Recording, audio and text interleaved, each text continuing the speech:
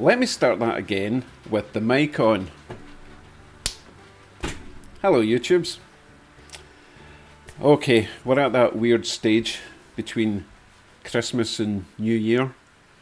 I went on YouTube, see who was doing a live, and no one was doing a live, so here we are. Let's see, who have we got? We've got Barry Will was saying hi Dave. We have Inzy Mopar, Glenn, hello. Caboose 1973 and Haunted Halloween Railway, hello. So my plan for tonight is just to kind of chill out. That last stream we did, I nearly had a stroke. It was ridiculous. Ran all my trains, sweating buckets, and it wasn't really much fun. It was like work, and this shouldn't be work, this should be fun, right? So as I say, we're just going to chill out, take it down a notch, have a wee chat about what we're going to be doing over the next year. Actually, I'll maybe save that for the New Year's stream. Tonight, just take it easy. So I do have a couple of updates. First of all, is my mic working? And is the music loud, too quiet? I'll wait. Meanwhile, I've changed the camera angles a little bit, which I think works quite nice.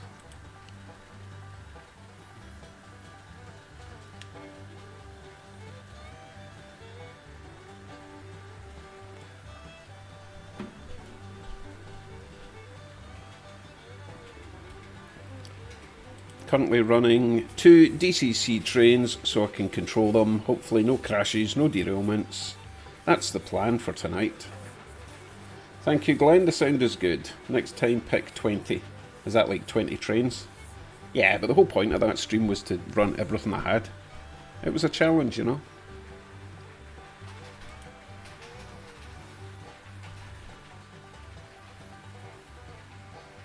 We currently have 15 people. 10 of them are lurking. Oh, there's Aaron. How you doing, Aaron? Welcome to the stream. We're just going to chill tonight. No pressure. Drop in, drop out. I'll be here for an hour or two. And as usual, if anyone desperately wants to see a train running, if you saw the last stream, you know the trains I've got. But this time, I'll hook up some either coaches or some goods wagons. But we're just going to take it easy, okay? Russ Rockin' O Railroad.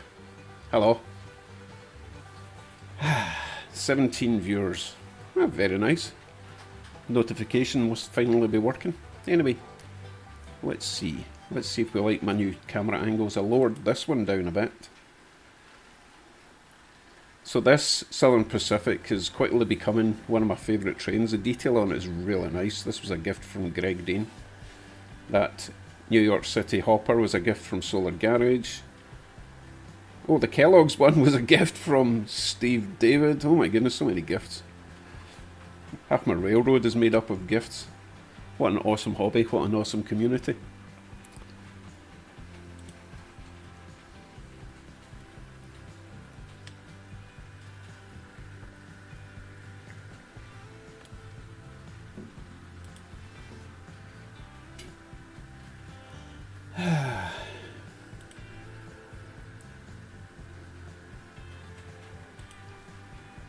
It's nice just to chill out, have a coffee. Oh, here's my other new t-shirt I got from Wifey. I'll give you a close-up of that one.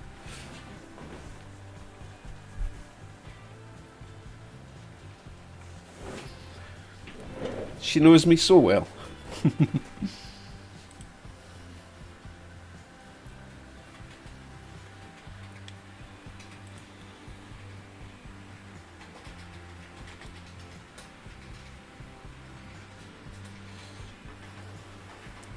Right, I am going to wait until we've got 20 viewers in the chat because I do have 2 pieces of news that I'm quite excited about. Well, one of them I'm excited, the other one was just an update from the last stream. It is an awesome shirt, and it fits my fat belly. She must have got the special stretchy one. Talking of which, I don't think I'm going to eat again till next Christmas. That was ridiculous. Just so much junk. Anyway, we need to chill out. No more naughty food for a week or two.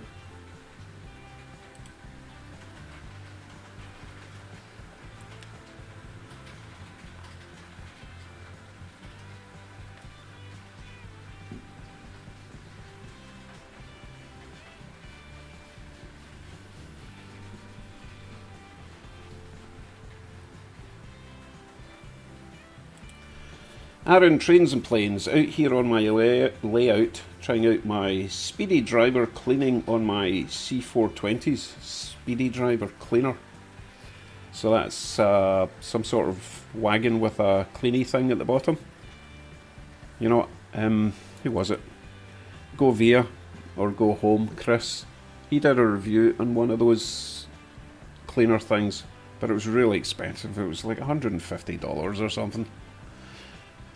But it was pretty smart. However, I might make my own, because it's basically just like a tanker car with a hole in the bottom and it drips fluid onto a microfiber. Wait a minute, someone was going to send me in fact, I think someone did send me a detailed diagram of one that they made. So I need to dig through my emails and check that. I know, Glenn, it's just nonsense. Like, I've now hidden away all the chocolate. I've still got tons of chocolate lying about, but I've hidden it away because if it's like sitting there, it's just like nom nom nom nom nom nom. I'm not even hungry. You just scoff it down. It's just ridiculous. So it's way out of reach. Up there, no, I can't reach it. So I would need to get up, and you know, and if you're getting up, then at least that's a bit of exercise to burn off all that chocolate, right? That's my excuse and I'm sticking to it. Come on, 14 viewers. Where did they go? We had 15 a minute ago. There is Steve David. No snow here in Ottawa, so I can't even use the snowblower to burn all those extra calories from all that food in it. Yeah. Hey Steve, did you see? I am running... Oh, wait. Where are we? Bridge. You sent me that Kellogg's wagon, didn't you? It's currently on the back of the Southern Pacific, and it's really nice. That's me get three of those big grain hoppers. I think of all the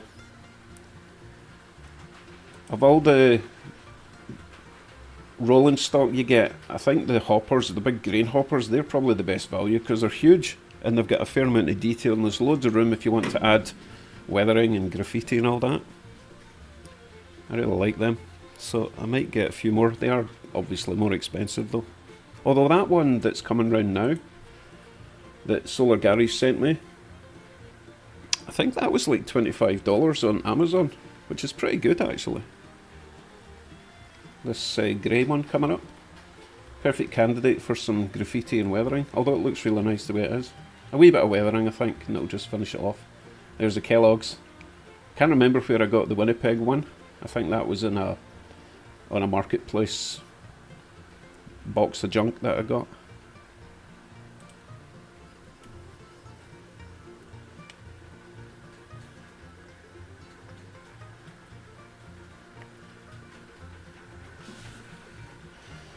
Looks like Russ has also got a cap that says I still play with trains.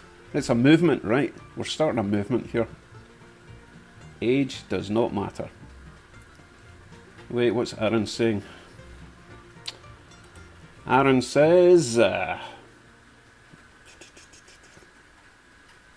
KD. Okay, the Speedy Driver Cleaner. Okay, I'll look that up.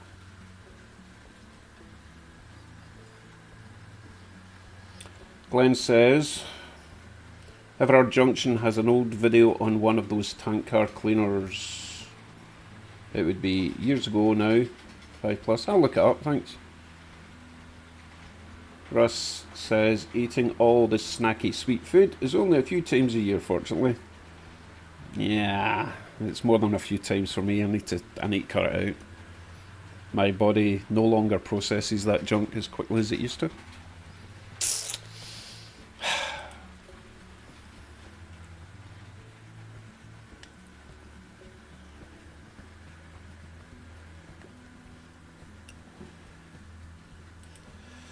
Caboose 1973. Excuse me. What does that say? Pit number 2 is not got no ghosts in it, thank God.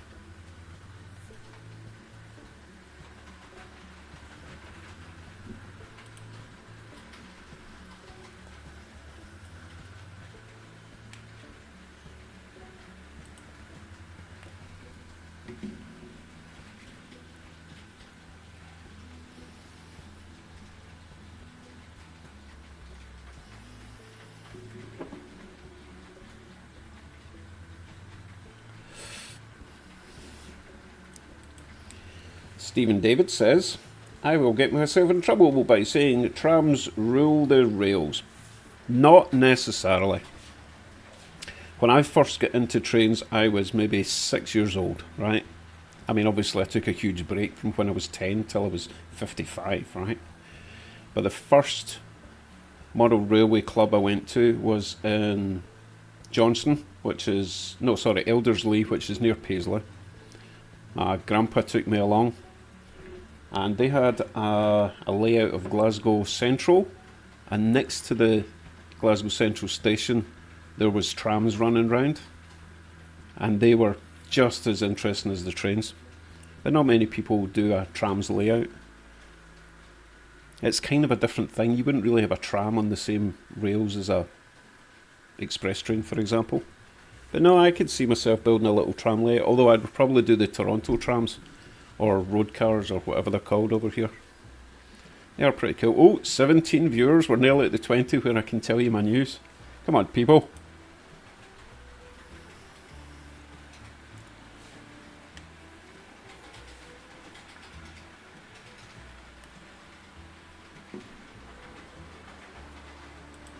Aaron says, also just installed my first Digitrax decoder with sound. All my other ones are just the simple ones with no sound. I've only got 2 with sound. Okay, and it was the ones that were sent to me by Greg in Kentucky. And I'm actually fine with no sound. I like the sound, but after a wee while it gets a wee bit, you know. And I switch the sound off, and I'm perfectly fine just with DC control. I really like it. Controlling the lights. I would probably go more into lots of different light control functions rather than lots of different sound functions. Oh, I can't wait to tell you about this sound menu, but that's one of my things that I've learned over the last couple of days. What else for us? Just started watching your channel 2 months ago. Do you live in Scotland? No, I live in Ontario, Canada, south of Toronto. Spent 40 years in the rain in Scotland. Went back a couple of weeks ago for a visit to stand in the rain for a couple of weeks. It wasn't that bad actually, but it's so strange because obviously it gets cold in Canada, like minus 20 on average over the next coming 2 months, okay? Where we live at least, and it's even colder in Calgary, but it's usually sunny and it's dry, so minus 20 doesn't feel as cold as 0 degrees in Scotland, because Scotland, as you know, is very wet, damp, and since the human body is like 90% water or something, 70% water, it does affect your body being that damp in the air. So no, I love it here. It's dry, cold in winter, hot in summer. It's perfect. Jackaroo, hello, welcome in. Oh god, I suppose I should show you some trains. What does Jackaroo say? Just started to watch. Do you mean you just started to watch the stream or the channel? You've got a lot catching up to do. I've learned a lot. I just started in April. Yeah, Aaron, I'm the same. Most of mine will be no sound. If I get sound, fine. I would like to get sound for my favourite PA, but we're talking like 125 upwards just for a sound decoder plus a speaker. And I just don't know if it's worth it for the 5 minutes I would use it before I get annoyed with it, you know?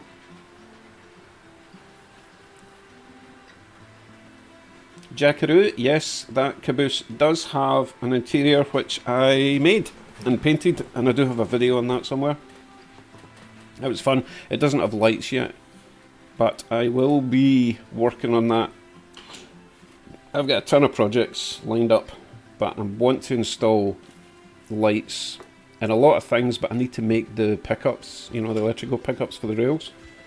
And since I'll be running mostly DCC, the lights will be on all the time. I could get a very cheap decoder in the caboose purely to control the lights. So yeah, that little caboose there does have a full interior, painted and everything. It's great.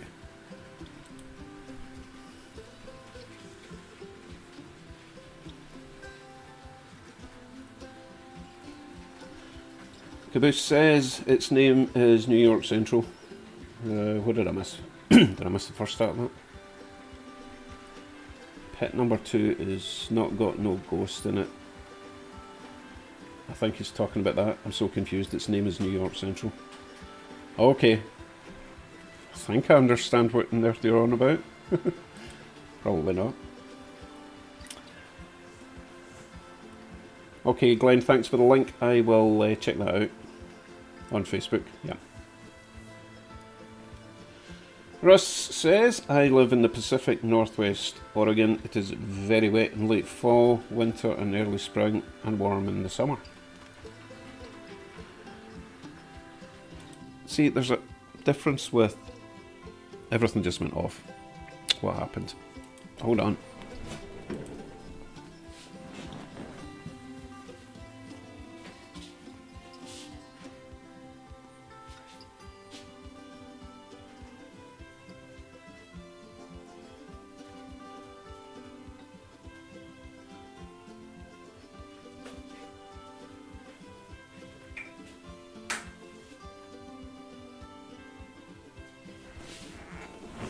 I know what happened there. So I was working on a bit of track up in the mountain section, and I forgot to glue it back down, so the track's kind of going like that. Not to worry.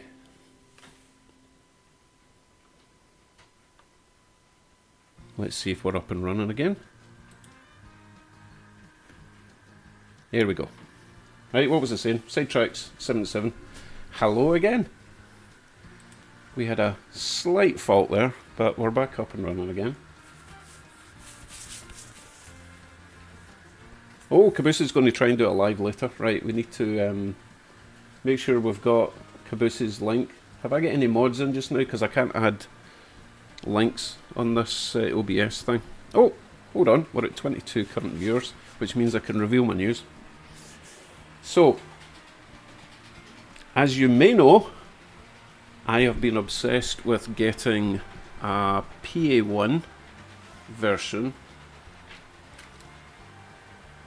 This PA1 version, but not this, sorry, a Rio Grande version of a PA1. So basically, one of these, but in PA form. Okay.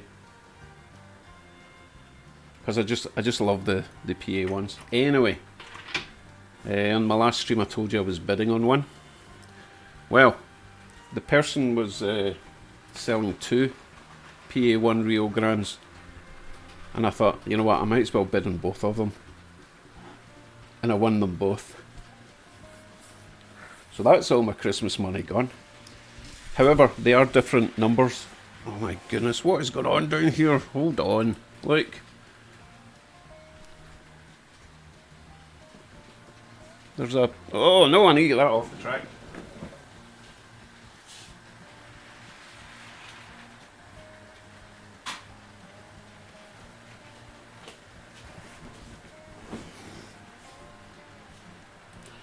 You know, I was testing this, like for hours, nothing uncoupled, and of course, we go live and everything goes to pot. So, as I was saying, I have won 2 PA versions of the Rio Grande, different road numbers, both powered. They are DC, but I think they're DCC ready. And they are a fraction of the cost of a DCC version, so it's going to be well worth it. And they're new, Proto 2000 they are. Now, I've heard there's some horror stories of the P2K gears cracking, but I know where I can get new gears for it, so we'll be good. So I'm pretty excited, and paid for them this morning, and they're already shipped on their way, so really excited about that. Right, are you trains behaving?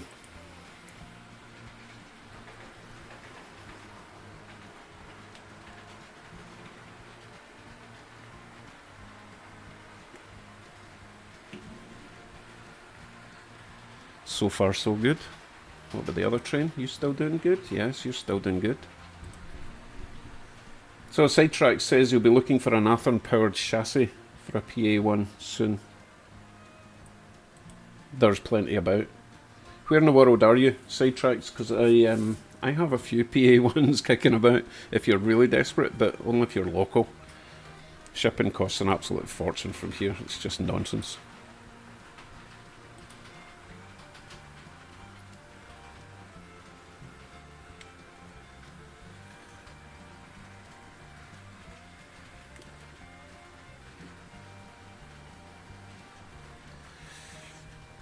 So, apparently everyone's saying, Corky and Sidetracks are telling me that the Athern gears work in the Proto 2000, so that's ideal because I have plenty of Atherns. In fact, it's probably doesn't even need to be the PA1 gears. Any Athern gears will probably work for the drive gears. I think you're talking about the gear on the wheel axles.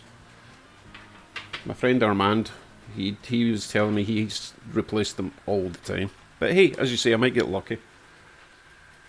It's Christmas after all.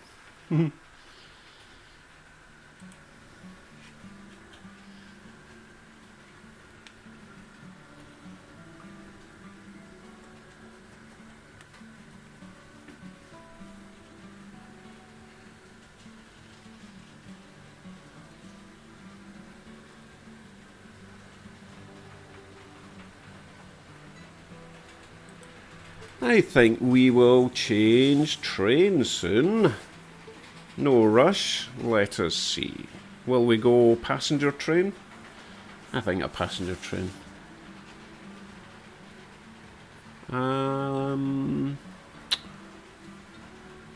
Okay, I need to dig out some coaches. So do we want to go steam train or diesel train with passenger coaches?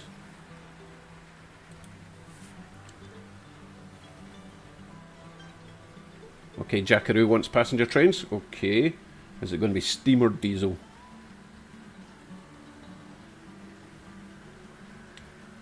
Steam with passengers. See, if you're not fast, you're last. Well done, Jackaroo.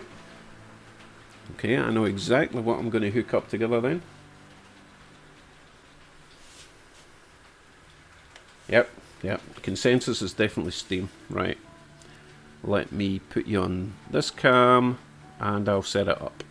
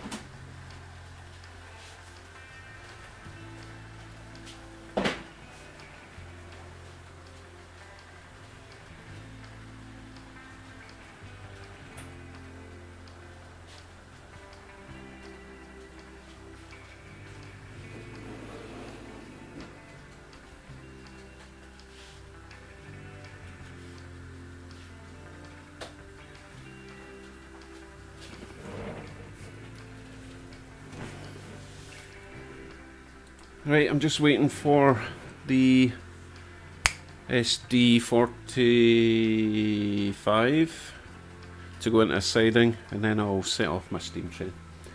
Oh, hello, Randall. Randall Ellison has entered the building.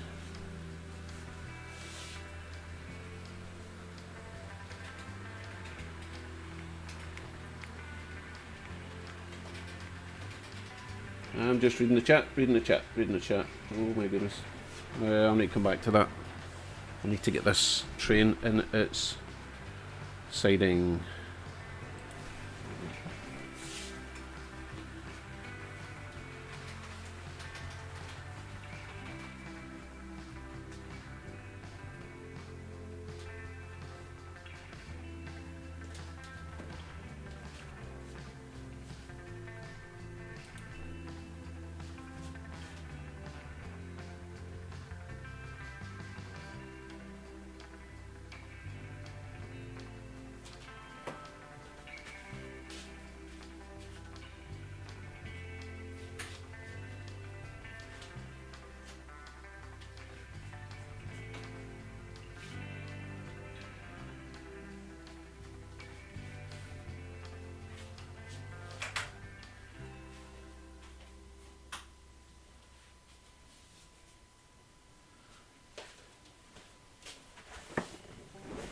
Okay, hopefully I've got all my points set the right way.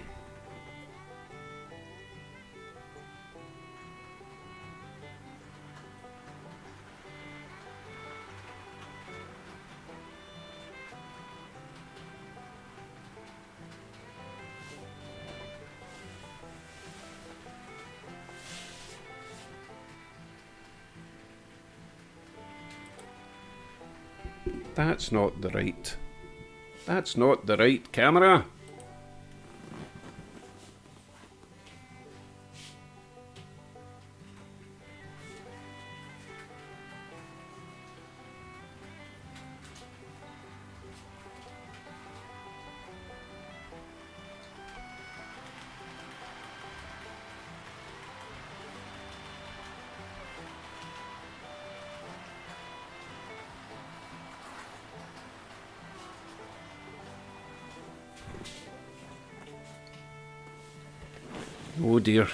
Oh dear, I think this train needs a bit of a service.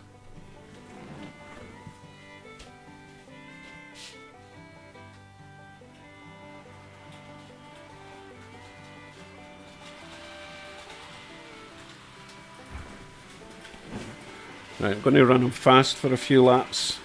He obviously needs to burn off some oil or something.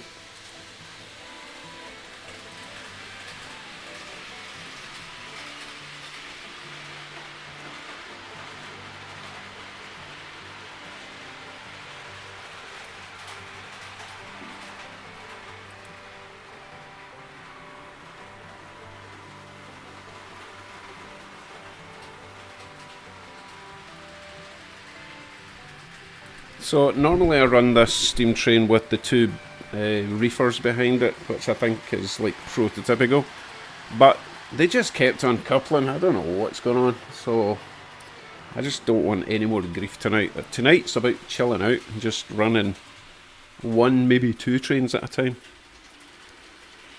and just talking nonsense.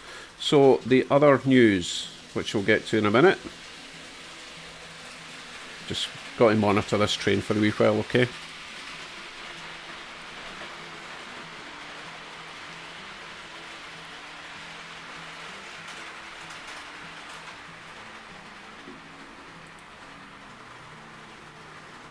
It's a wee bit unrealistic speed-wise, but I have to keep it going or it'll just stall.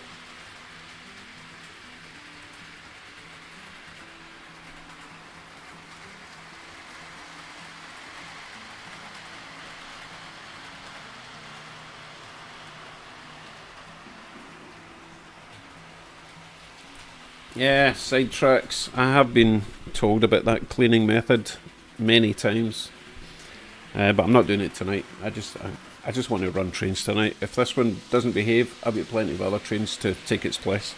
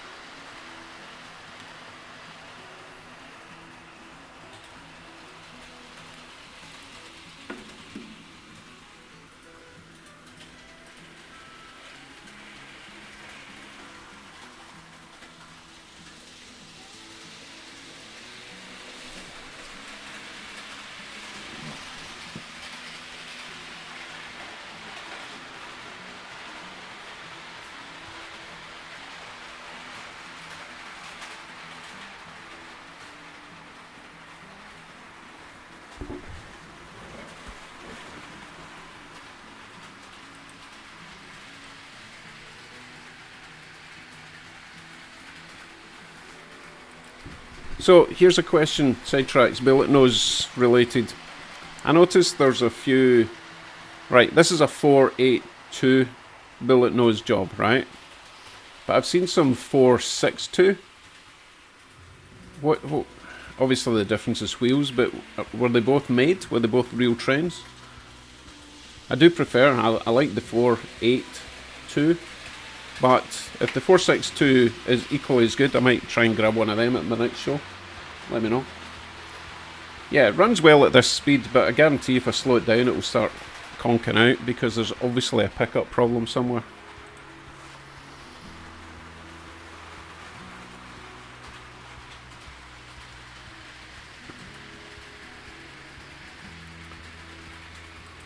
Fan mail, Jackaroo, good one. I occasionally I can give out my delivery address if you're wanting to send me a postcard or whatever, but I use a different email for that, which I will put in the chat. My wife would freak out if I put my actual email address.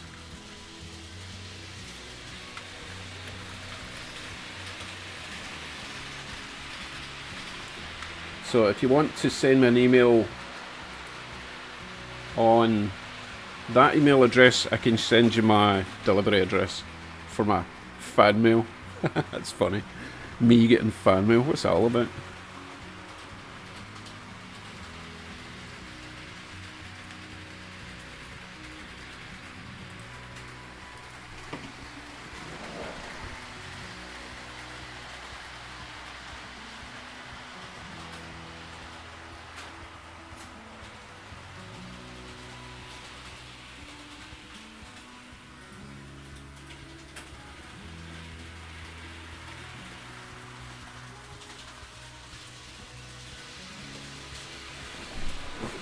Okay, this could be tricky.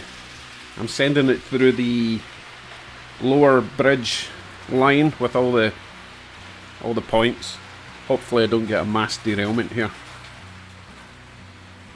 Come on, please appear. Please appear. There he is. Okay, good. Oh, he's a bit fast.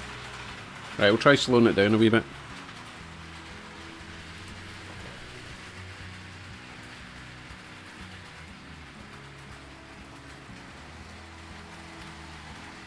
Okay, that's a bit more realistic, right?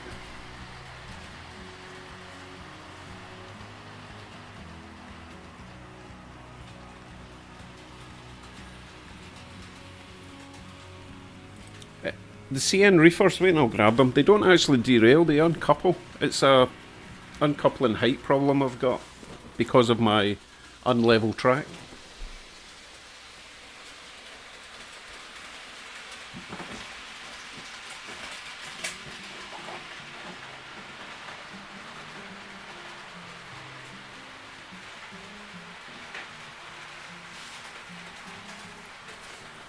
So, what I noticed was the couplers were, I think they were pointing down, right? But the problem was this. See this metal bar?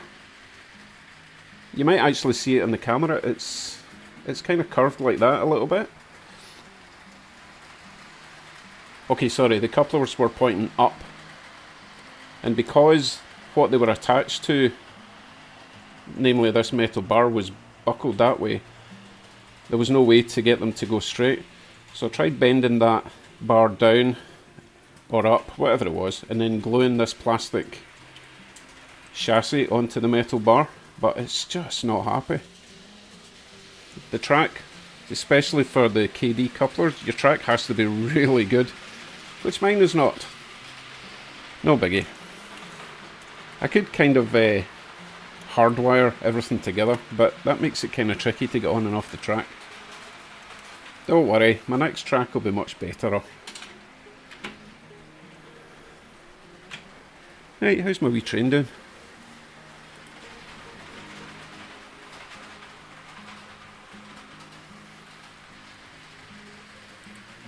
That looks better speed-wise. Hello Colin, welcome along again. No, I'm not running 71 trains. I'm running one train. at a time. Maybe 2 if it's DCC. But tonight we are just chilling out. Chilling out.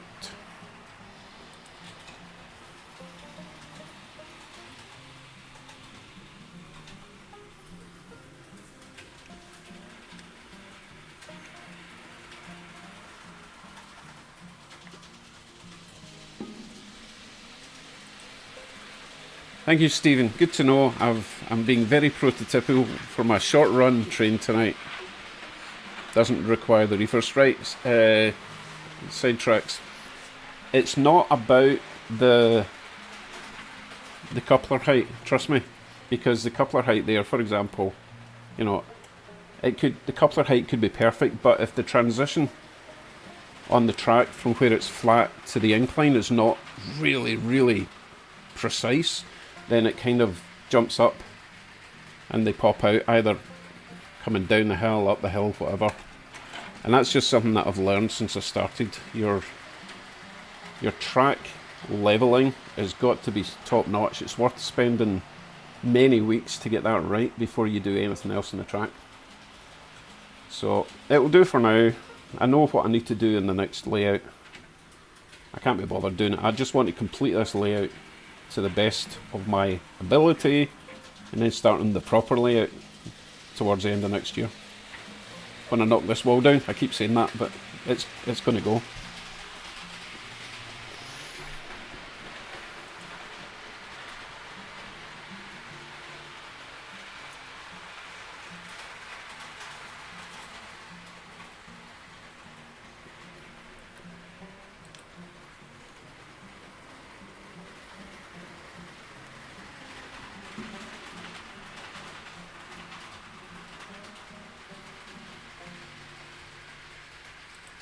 Aussie Frenchman, welcome.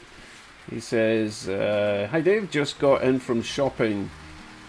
38C, 80% humidity, AC on full blast. That's quite warm. Wait a minute, where are you? Oh, Australia, I'm guessing by the Aussie thing. Yeah, but you guys are in the middle of summer, whereas we're about to head into the middle of winter. Yeah. We've been pretty lucky this year so far, but then winter where we live doesn't really start till mid-January, and it'll last a good 2 months of -20 with snow. That's okay.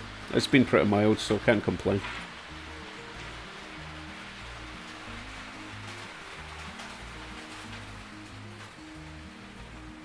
So Russ, the O-scale couplers, I've seen them. They look like big chunky jobs like that.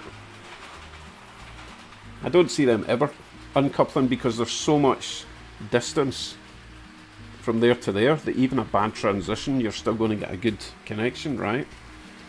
At least that's what I've seen so far in any O-gauge layouts that I've been watching.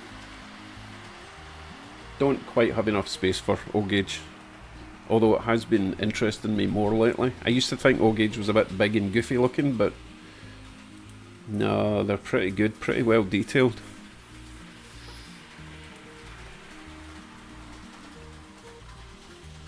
Oh my goodness, as soon as I go to a train, someone else jumps in. Hello Arthie, welcome. I don't think I saw you the other day, so hope you had a good Christmas. And you're also enjoying the 38 degrees down there. Jealous.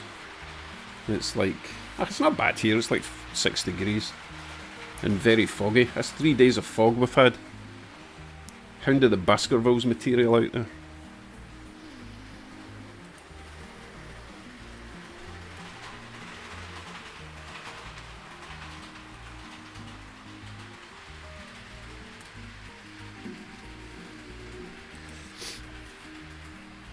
Corky says, I will say for your first actual layout and experience, you're doing a great job. Thank you very much, Corky. Of course, I couldn't have done it with all your help.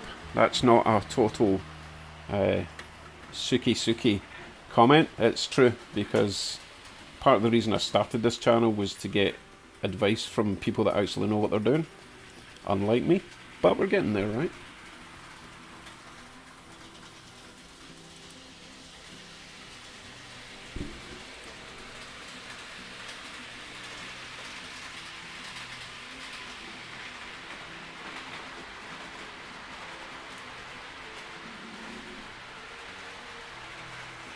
Ozzy, I'm keeping the layout for this coming year.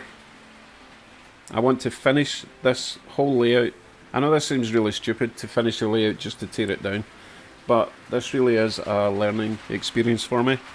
I want to make all my mistakes and then start properly with decent track, wider curves, more functionality, better transitions for the inclines for a start. But I think it's important, and that's why I'm doing everything as cheaply as I can, buying stuff from train shows.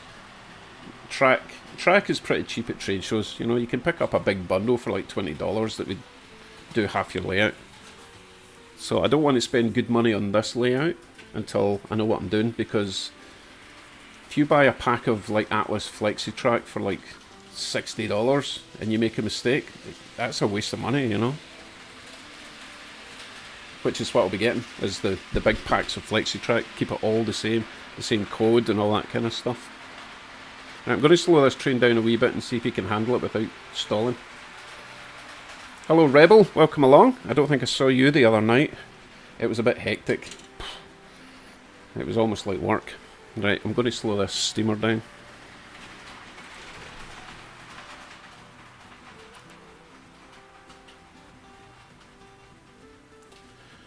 That looks a bit better now. Okay, so the last time he conked out at this curve. Looking good. I think we've burned off the oil.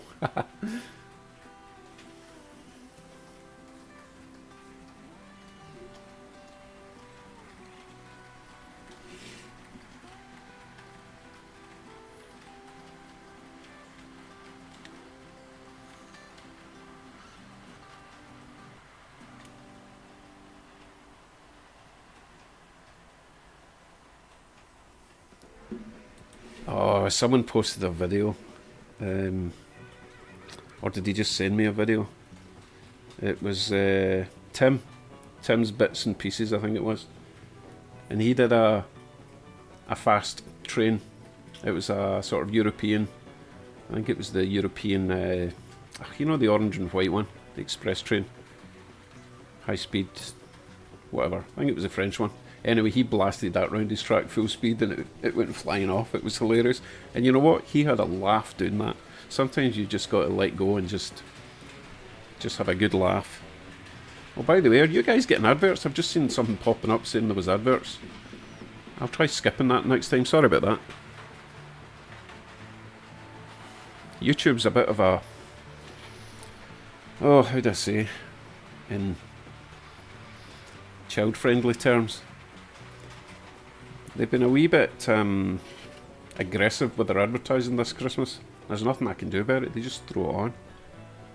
Even people that aren't monetized are getting adverts. But hey, business is business, right?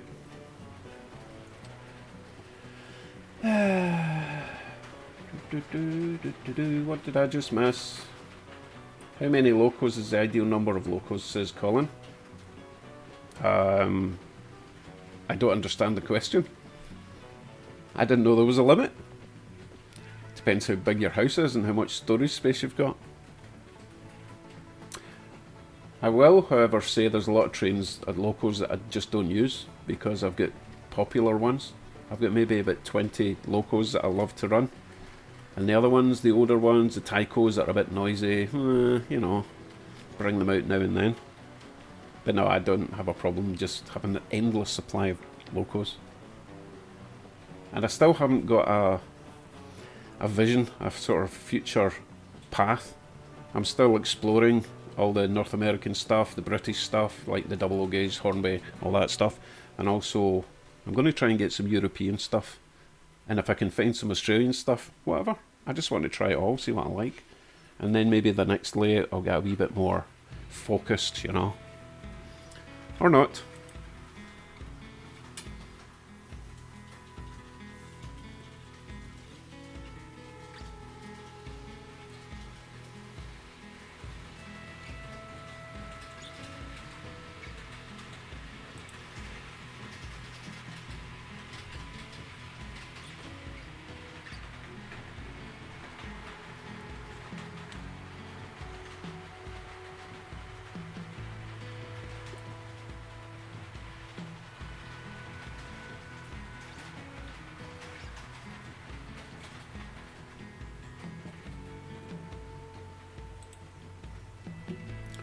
I think I'm going to have to go and get a wee drinky poo. There's Tim. Tim, I was just talking about you. Right, Tim. The video you sent me running your European fast express train, did you post that on your channel or did you just send that to me? Because it was hilarious. And I think everyone should experience that. Because you definitely sounded like you were having fun. A bit like when I was having fun running that crazy fast train the other night. It's good fun. Sometimes you just have to do it, you know.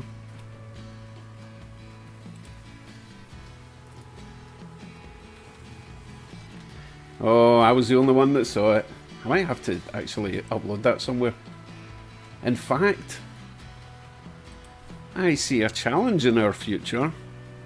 I wonder if we could all record a little clip of your fastest train and we'll have a little New Year's competition. See who's got the fastest train in the community. That Tim's train was pretty fast, but I still think my little blue Conrail, where is he? Oh, he's on the yard. This little guy. Oh, you see him 3 behind?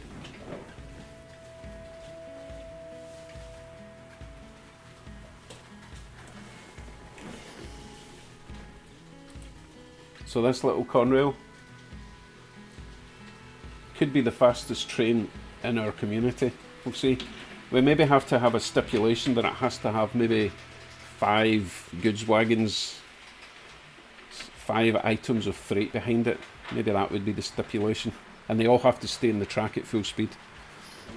What would be awesome if we had a cheap speedometer we could hook up next to the track. But I haven't seen a cheap one of them. But anyway, a compilation of the world's fastest model trains could be a good laugh, right?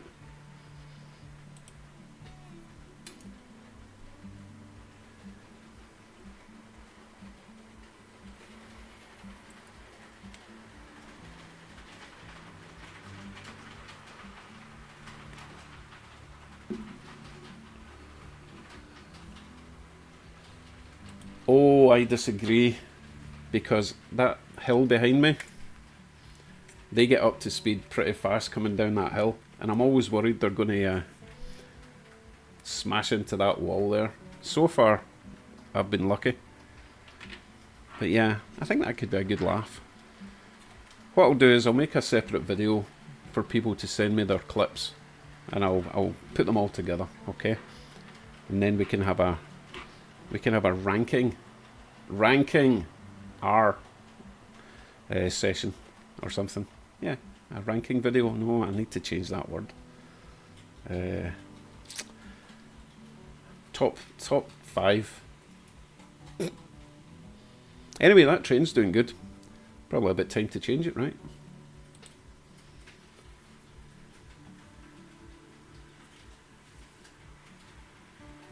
Ooh, I actually have some Arduino stuff, but I would still need a speed detector hooked up to it. Remember, I was supposed to be hooking up all my DCC stuff to a homemade Arduino, but since Greg sent me this, I've kind of neglected that project. But again, if I can learn how to use the Arduino system, then I'll incorporate that into my next layout. At the moment, it's just way too easy to use this, which is like it's like an NCE, but it's a MRC Prodigy Express, which is very similar to the Gauge Master. I think it's the same one, but distributed under a different name in Europe. Okay, my second piece of news. If you saw the live stream the other night, I was trying to run my little New York Central Steam Train, which is DCC, and I forgot the address of the loco, or I had duplicated the address onto something else, and I couldn't get it to work. Anyway, I figured it out. So you guys told me that I had to use CV8 and then number 8, but it didn't work. However, after extensive research, what I had to do was I had to make a programming track, because I do everything on the main track, but this specifically wants a programming track to reset your decoder. Probably a safety thing, so you don't reset every train on your track, especially if it's on the main line. So I put the little steam train onto the programming track that I made, did the CV8, number 8, reset it, and now, just so everyone knows, the address for that little steam train, which I'll show you in a sec.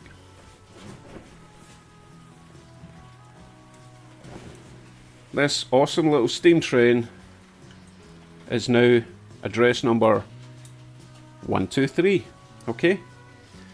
Second part of that investigation. While I was in the whole CV thing, the other steam train I've got, which is just a bigger version of that really. This is the soundtracks, Tsunami 2 soundtracks menu. I can actually change the horn, the whistle, all that kind of thing. I've changed the volume down because I was complaining about that. But I can actually change the type of whistle, and there's like 90 different whistles available.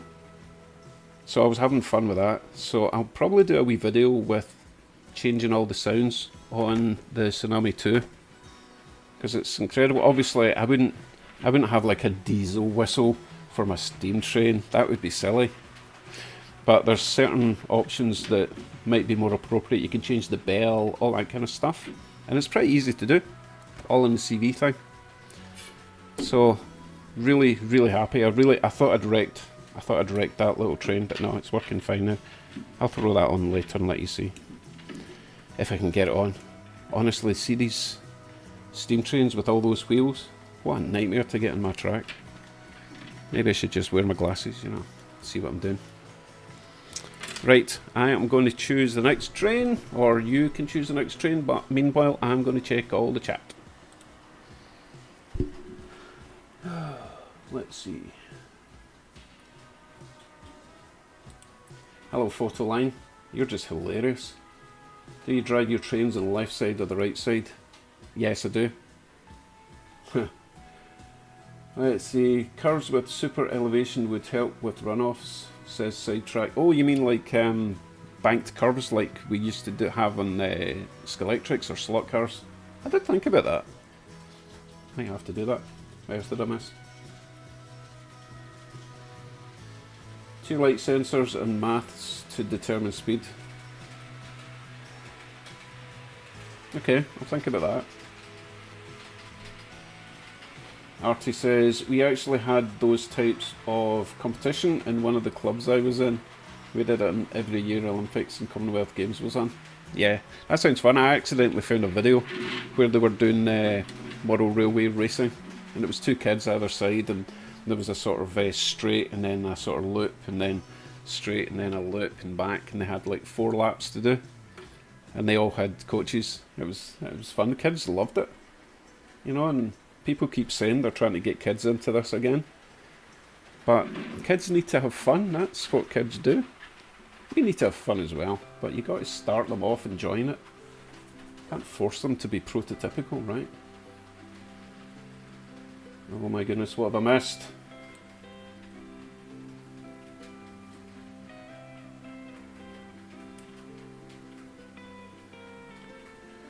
Tim says, I was washing and cleaning carriages last night. Oh, that sounds like a chore. I'm sure it was worth it at the end though, right?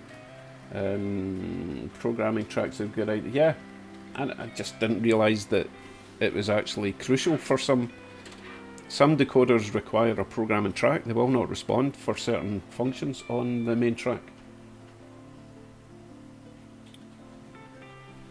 Tim says, Dave, it would make life much easier if you write on the outside of the decoder the number, so you just lift the cover off and it's there showing you.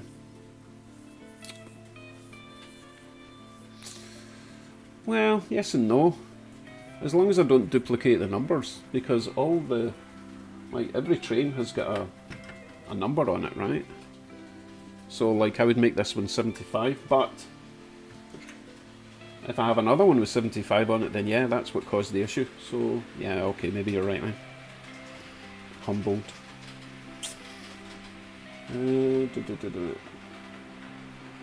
Aaron says, I've got a programming track using a Digitrax PR3. I don't know what that is.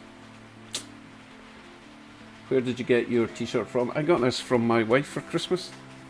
Where did she get it? Tees. I don't know. That's my wife. Anyway, looks like that. Extra wide version.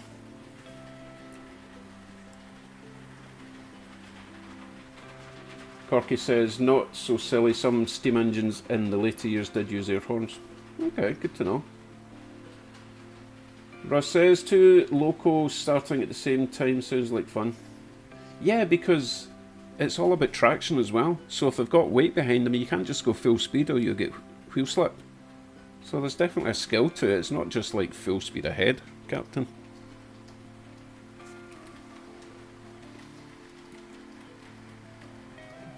I'm catching up, I'm catching up.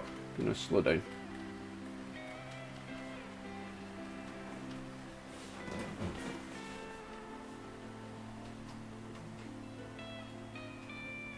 Artie's got the same shirt, jolly good. Do you have a slot car layout in another room? Oh, hello John, by the way. Welcome along again. I don't know what that's for. No, I don't have... Oh my goodness. Be right back.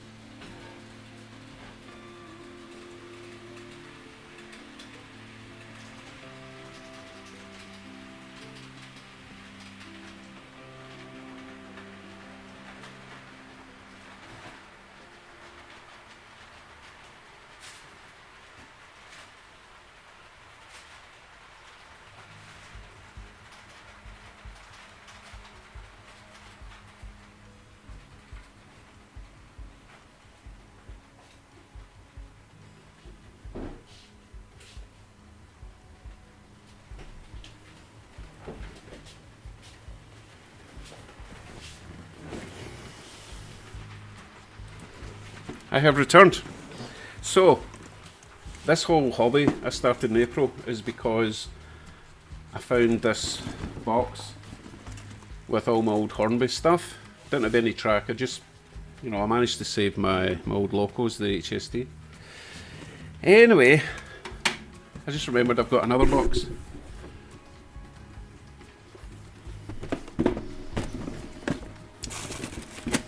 Skelectrics. Right, see if you guys have made me restart another hobby I used to have. I'm going to be really upset.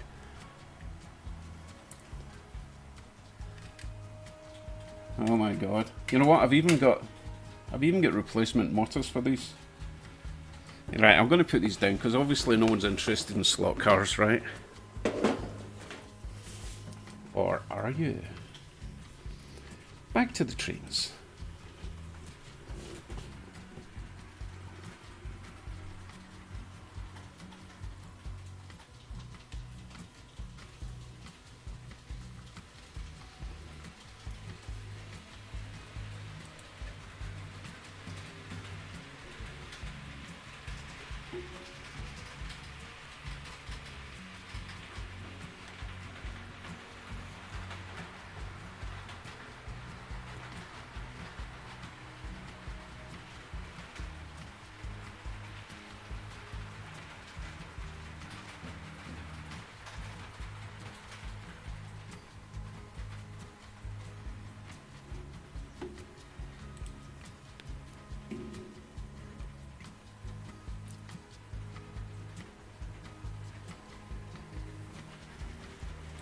Okay, so apparently you are interested in slot cars. Oh well. You know what, we're having a chill out stream anyway, so I'll show you the slot cars I've got, if I've got enough space to display them here. And I have absolutely no idea when, where, how I got these. But I do remember that one being pretty awesome. And I do believe I've got the red version, so that probably came in a set. Demon Tweaks. I do remember these being really good. These are all, I think they're all Skelectrics, because that's what we had in the UK. That one obviously, that was wicked fast because it's so flat. These are really old. Oh my god, the white's turning yellow, they're so old. So I think that one also came with that one in a set at some point. Take Fuji. Awesome. I think they were Porsche. Oh, there's another one of them. I don't know what make that is. From A. That one looks a bit cheap. Da da da. Mini set. I should have the green one of these somewhere. They are. Oh, only the shell at the moment. If you've just joined me, I do apologise for the slight intermission. We're into slot cars at the moment. Okay, I'm going to keep this one till later because that's my favourite. Oh, I've got a Diablo. Right, so this one is a special one because it has Magna traction. That was a total cheat car. I didn't like running that one because it was unfair to the competition. Oh, his spoiler's broken off the end. Years of neglect. Escort Cosworth. Actually, no, that's not an Escort Cosworth. That's just an Escort XR3i, I think it was. This is funny. A long time since I've been in this box. Another BMW. With working lights, I believe. I think they all had working lights, didn't they? Sierra. Hey, I've got quite a few slot cars. All I need is some track. No! No! No! No, no, no.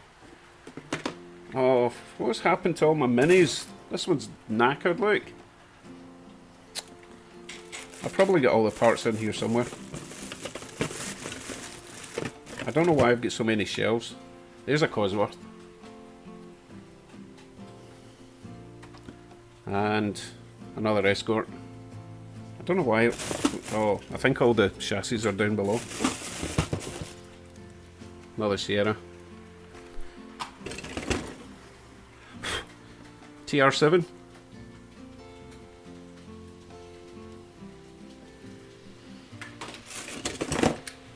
Oh, this one's old school. Check that one. I think it's supposed to have a spoiler at the back. And there's a piece of junk there. Formula 1 from 1970s, I believe. And a couple of bodies. Right, so wait a minute, what's in this mystery bag? This is where all my bodies are.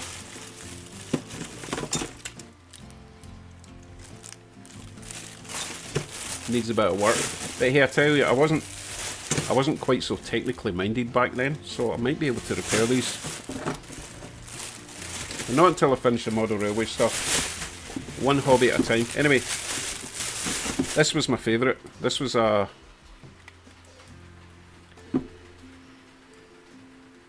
RS1, RS200, yeah. 4-wheel drive. It's actually got bands that go from there to there. You can see the band there. 4-wheel drive slot car. Awesome. Brilliant. Right, I'll put all these away now, okay? Yes, Colin, they're all right-hand drive. Actually, are they? No! That RS200's left-hand drive. I'm going to be completely stunned if I didn't realise it already. This one's left-hand drive. Right-hand drive. There we go. No, wait a minute. I appear to have two drivers, look. He's driving.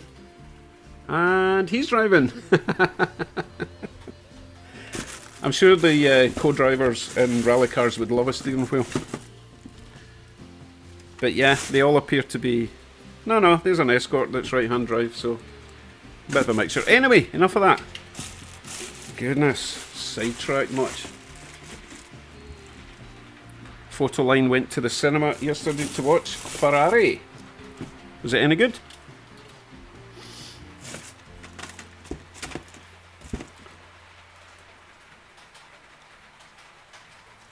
Yeah, one driver's holding the dash, yeah, for dear life. Right, let me put these away, you can watch some trains.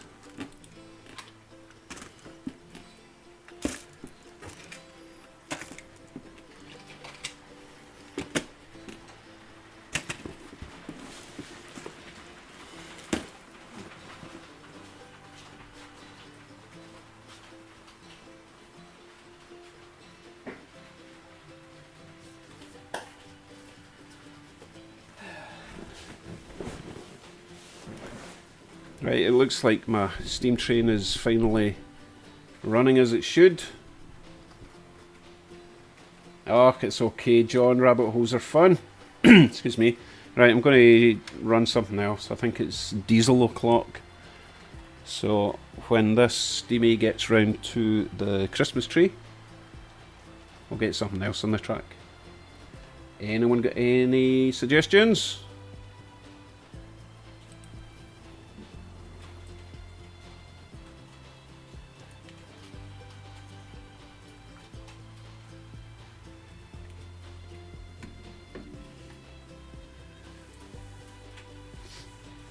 Sidetrack has started a second hobby. Bought a 1985 Kawasaki 454 Limited.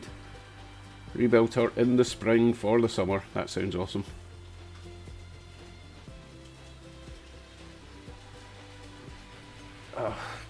Please educate me. What's a DMU?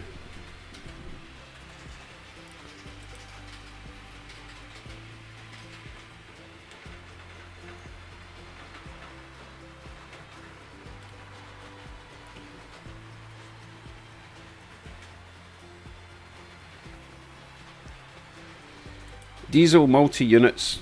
No. No. I've pretty much just got one of everything. And I've not really figured out how to do the whole two engines running at the same time yet, but we'll get there. Early stages. Oh, I was supposed to put that train away. Yeah. Getting another lap.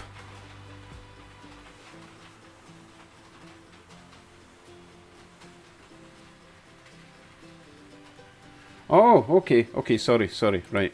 Okay, so you're talking about they look like passenger trains, but they've actually got engines. No, I don't have any of them. I'll maybe try and grab something like that at the next train show. But they're quite expensive, I've noticed. Any that I've seen on eBay go for, like, crazy money. Although the British stuff might be easier to get, because a lot of the British trains were like that, right? They just looked like every train was basically a passenger coach with a driver at the front. Well, the local commuting trains like I was on when I was there a couple of weeks ago. Right, I still need a suggestion, or I'm just going to choose something to put on the track. Oh, Colin wants a high-speed train.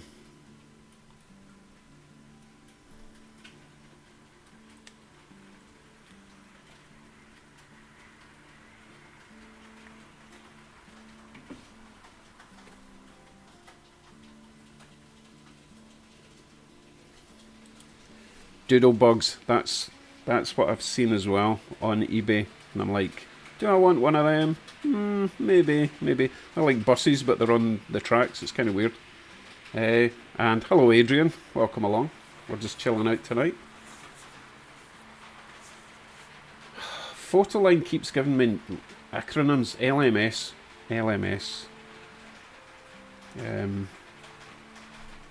I don't know. What's LMS?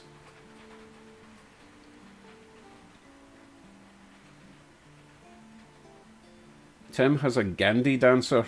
Well, I think you should see the doctor about that. Yeah, I mean, he loves it. Something different. TC Zephyr, welcome. Where are the trains? Oh, sorry. Right on that. Here we go. There's one.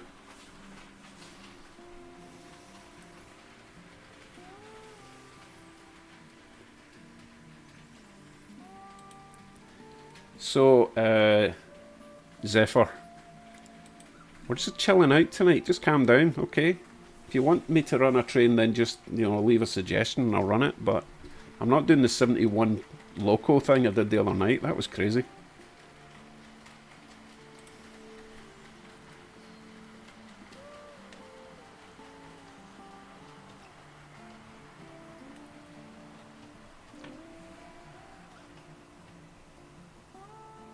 Okay, thanks, Steve. London, Midland, and Scottish Railway. I've just got a couple. Remember, I got a couple from Brian when I was over in Scotland a couple of weeks ago. They're pretty good. Yeah, let me throw that together. It is one of my favourites. I'm looking up there because that's where it is. Sidetracks wants me to run my shiniest local. Goodness, what's my shiniest local?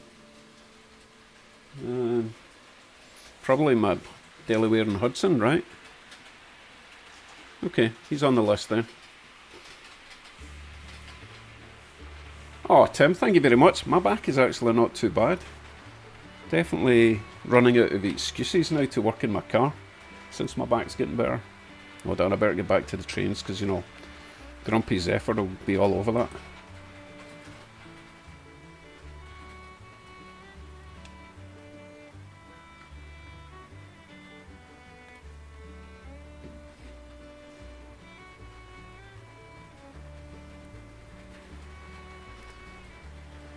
Okay, I am going to set up the class 24? Class 24, I think it is. Let me know if... Is that the class 24?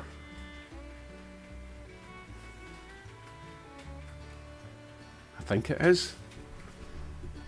Did I get it right? Did I?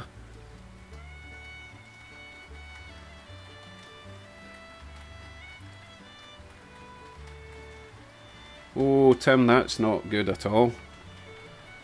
I don't think my back's that bad. I think it's just something I did last year that I've twanged something.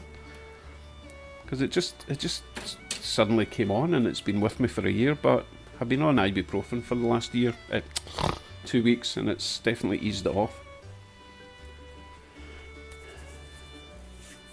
Okay, where were we?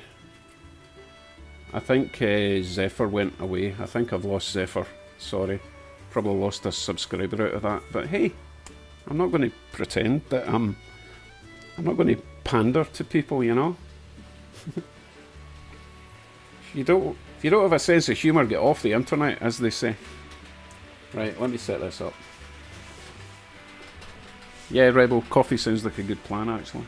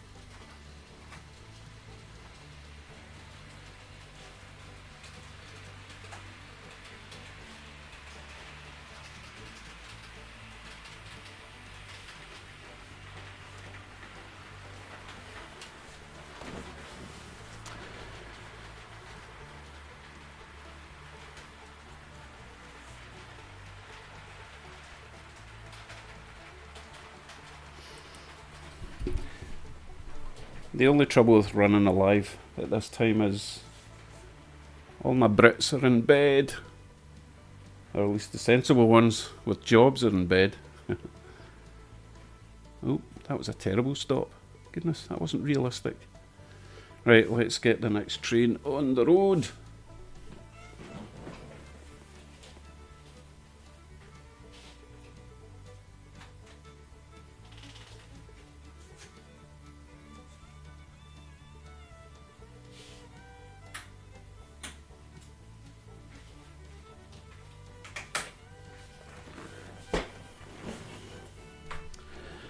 So, this one is number...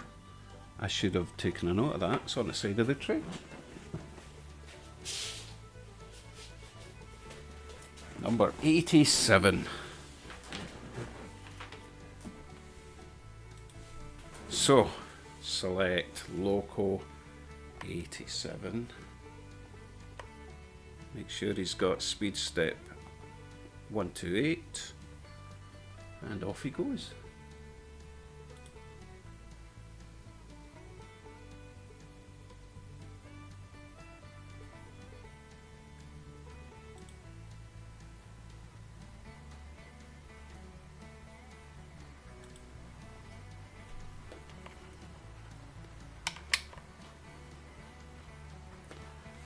Oh, this is such a nice loco. I was never really into the British stuff till Brian came along and threw this at me.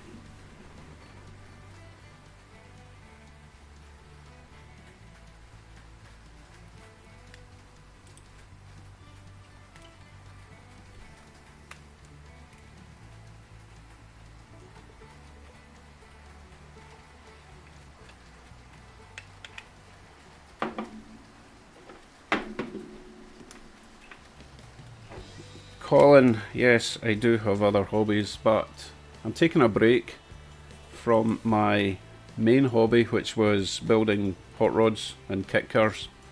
I do have a Westfield that I'm supposed to be building with a turbo RX-7 engine, but just last year my back was so bad I couldn't work out in the garage, so maybe get into that again this year. Another expensive hobby.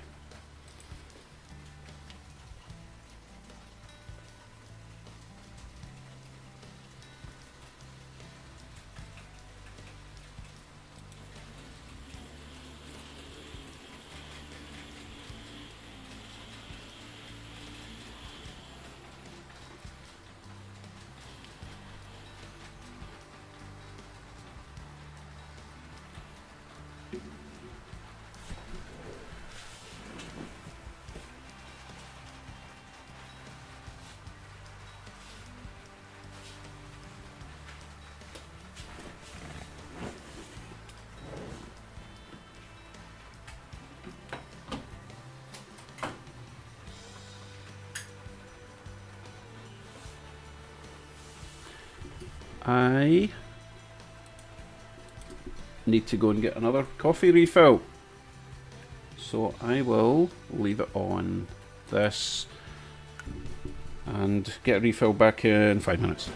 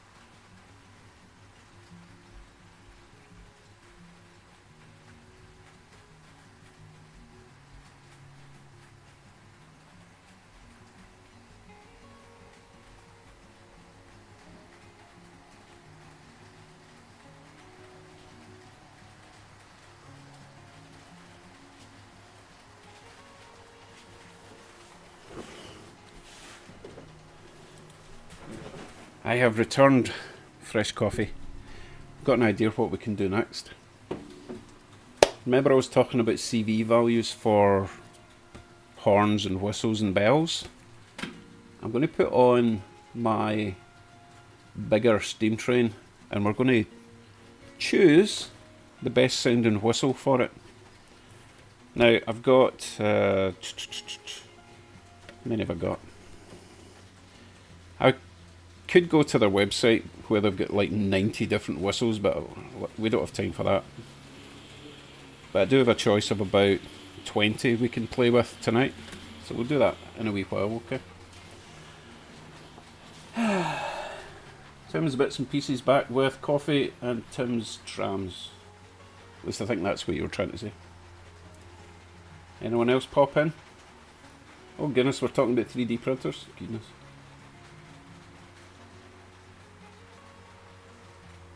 What is this about Chinese massage places? What did I just walk into?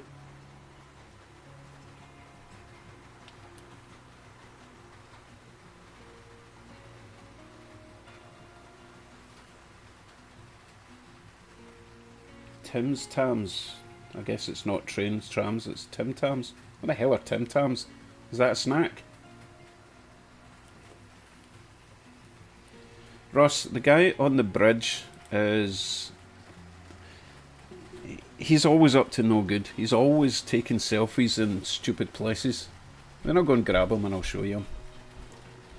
Alright, Tim Tam's a chalky block.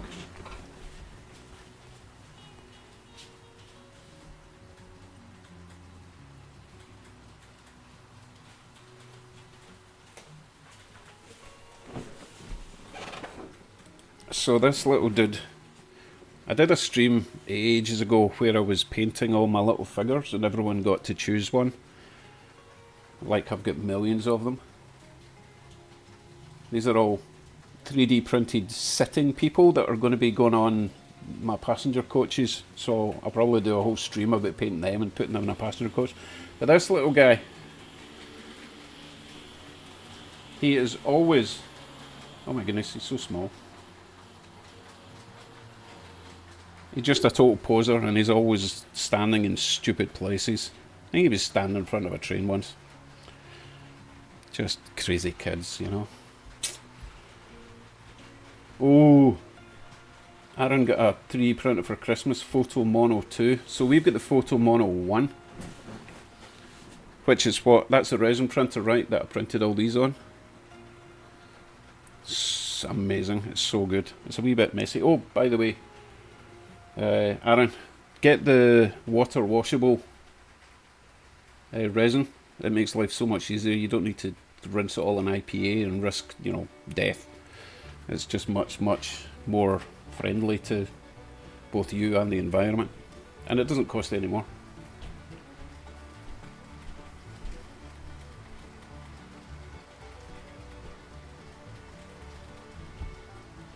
Artie really wants someone to rub his back. We really need to change the subject. Yeah, it still says Tim's Tams. I wonder if I should do a wee video about the differences between the resin printer I've got and the filament printer. They're both really good, they do completely different things. For example, give me a sec.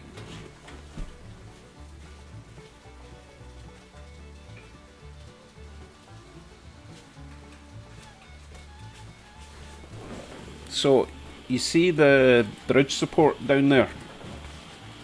The middle one, the white bridge support, was filament printed in one piece, right? And it looks really good. That's not even been painted. It came in a sort of a granite effect. So this is also the same material. Obviously it's a big grain tower thing, printed in one piece. It's got a black section that runs down there and ladders and stuff, and the lid, which is semi-solid. I just don't know if you can pick out the detail in that, but it's really good, and it's a sort of cement type finish, so that only needs a bit of weathering. It doesn't really need a lot of paint on it. But that's a filament printer. as opposed to the resin stuff. That's as big as you can print with the resin. You can print about that high, but on our particular printer that's the size of the bed, but it's perfect for doing tiny people. I don't think you can even make them out because there's so many of them in there. Oh, just too much, it won't focus. Anyway, there's a ton of 200 printed people I've got there, and it took like half an hour. It takes the same time to print one person as it does 200 with the resin printer.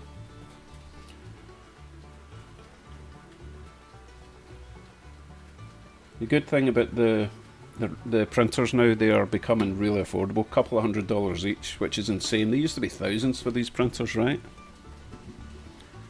Anyway, tea and vape time. You can watch some trains. Not from there though.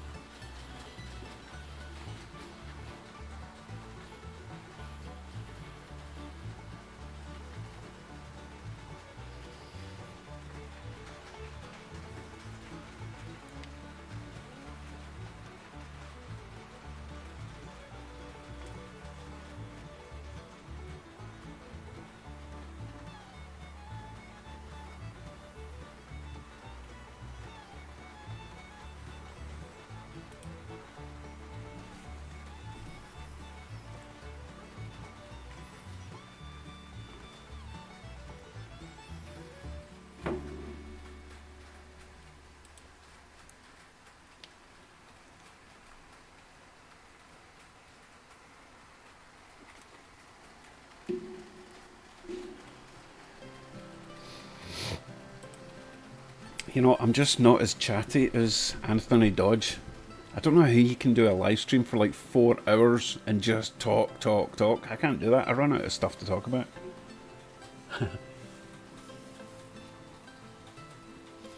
So if you've not got anything interesting to say, I'd rather just not say anything at all. I just found a bag of chocolate covered raisins. That should not be within reach. Let me hide that away. I'll just eat them. Goodness.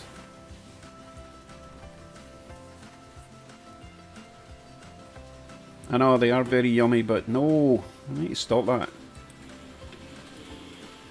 I'm going to dig out the steam train, get that ready, and we'll start playing with some different whistle sounds, right?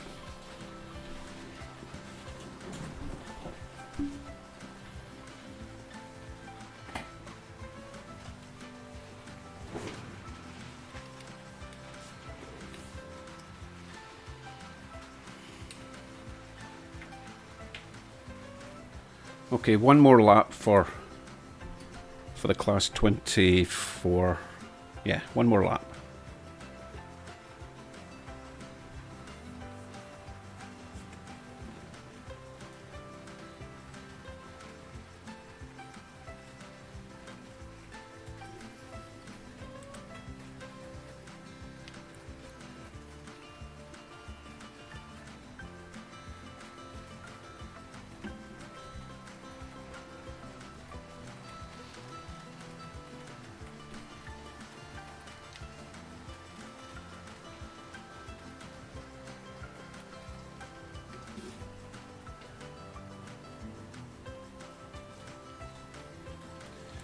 Hey folks, I need to do a quick experiment, right? I've got a notification on my stream saying there's going to be adverts for some viewers coming up in 30 seconds, okay? So when they do come up, if you get one, leave a comment. I want to see how many adverts it throws out at people.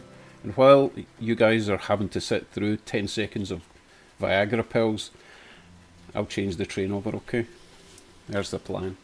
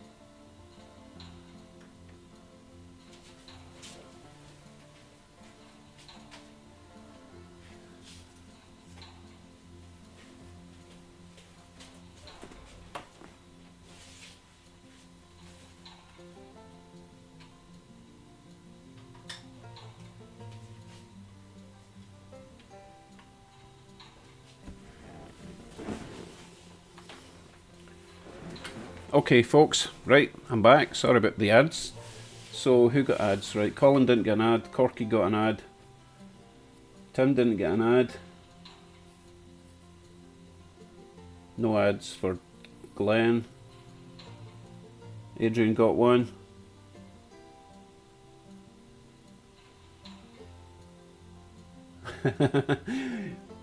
Yeah, I report some ads as well that I don't agree with. It's like, because Canada's got legal marijuana, I constantly get adverts for weed. And I find that offensive because I'm not a junkie, right? So I report that.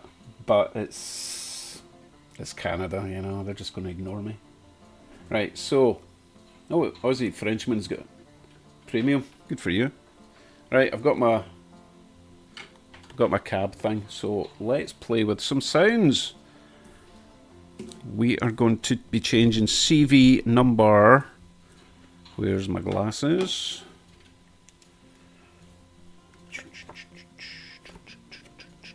CV value.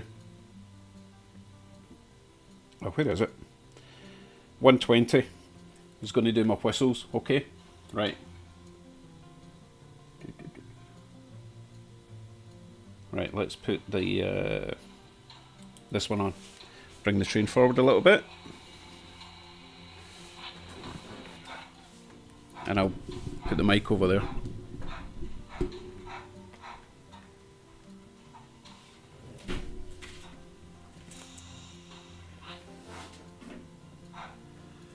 So I have adjusted the volume of the chuff so it doesn't blow my eardrums out.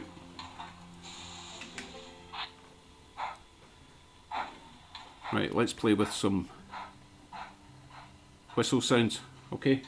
So we're currently at, sounds like, right, no, the bell is, oh shit, I forgot to change the bell. Oh, did I swear?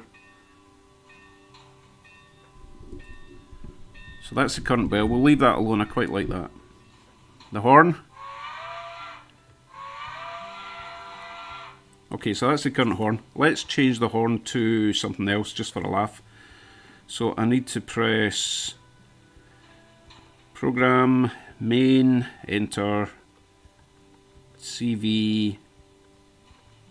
Oh, wait, I missed it. Sorry. CV 120, enter that, and we will try value number 6 and see what that sounds like. Okay, you ready? Ooh, don't know if I like that.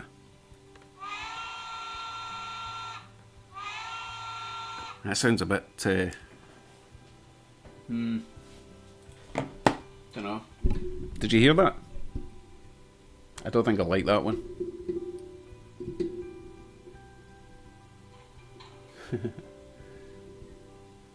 Oh, you're all talking about weed now. Let me know if you heard the whistle so I can continue this experiment. Okay, Aaron heard it. Sounds like a hairdryer. Yeah, it doesn't sound good, does it? Right, let's try something else.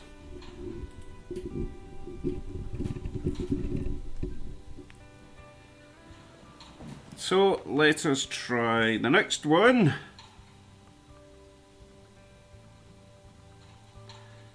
It's just a bit of a pain to get into the CV values in this cab controller thing.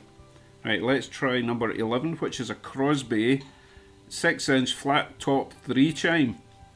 Apparently, whatever that means. Let's see what that sounds like.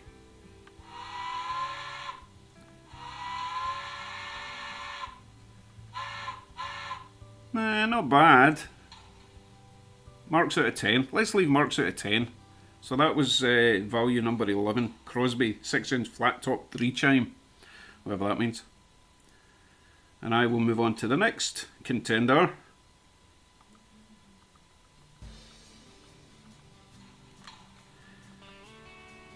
Next up is the D and RGW flat top 3 chime, which sounds like this.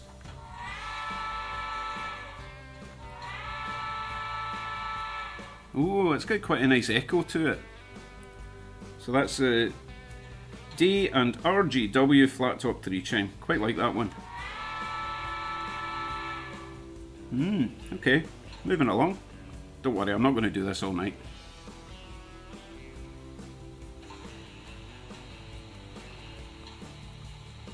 Next up is the Nathan Step Top 5 chime.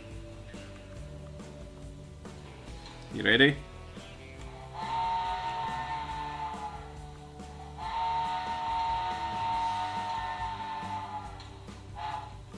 That's quite old school. Kind of like that one.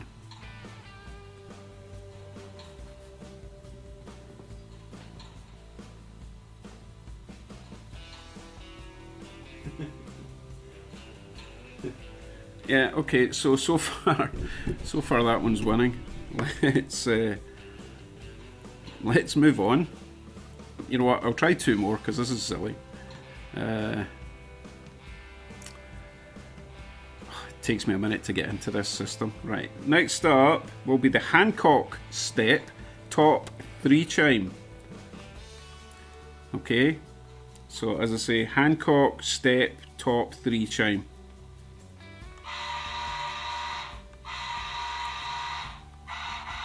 Nah, that was rubbish. That was rubbish. It just sounds a bit angry. Let's move on to the next one. Next up is the Hancock Short Bell 3 chime. This probably sounds as rubbish as the last one. Oh, actually it sounds quite good. Not as good as the, what was it, the Nathan Step Top 5 chime? Silly names. Right, let's go to the next one, which is Lima Step Top 5 chime. Ooh.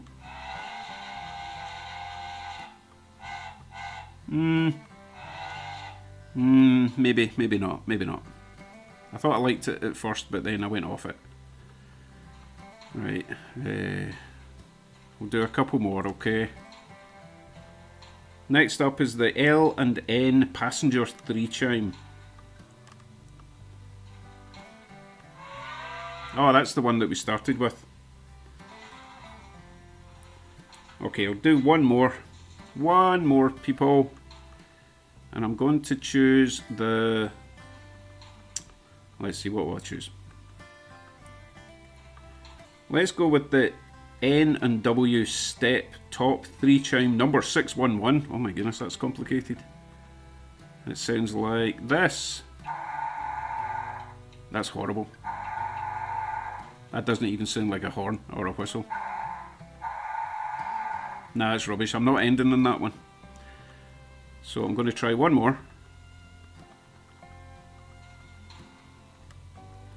Let's try the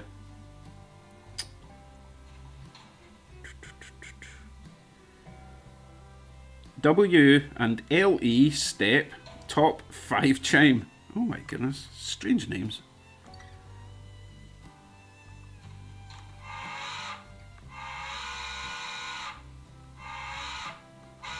Nah. So I think we're going to go back to the one that everyone seemed to like, which was the... I don't know what that noise was.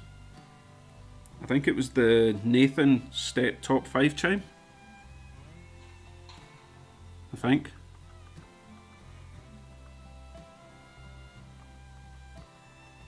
Which was number 20. Yeah, I'm going to stick with that one for now.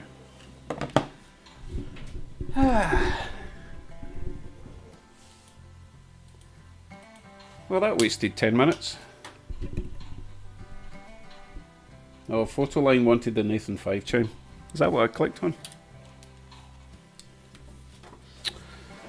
Oh. Yeah, that's the one. Okay, we have a winner.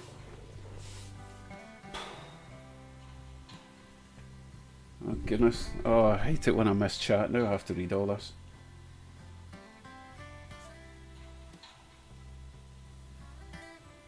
Tim says, Dave, you need to do one at a time and record them, then decide, because you can reply. Yeah, no. Yeah, I'll do a video just for me, and I'll decide then. Corky likes the Lima. Ross wants a wolf whistle. Rebel says N&W sounds like underwater. Yeah, it wasn't good, was it?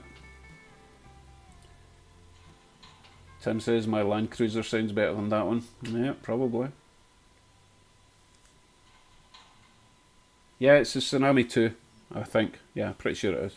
Oh, there's tons. I could go online and get a whole list of CV values for different whistles, but I'm not doing that tonight.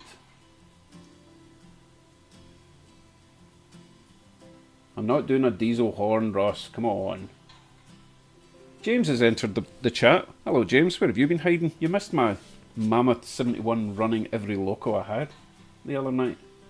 Anyway, I hope you had a nice Christmas.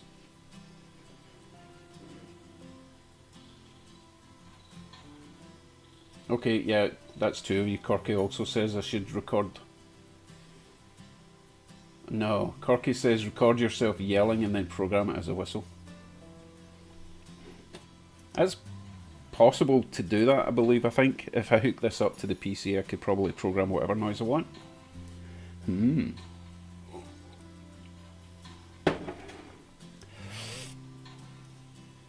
Oh, James is working on his layout. Right, I'm going to run this wee train round for a wee while, okay? And hopefully it won't blow your eardrums out now that I've turned the volume down on the steam chuff.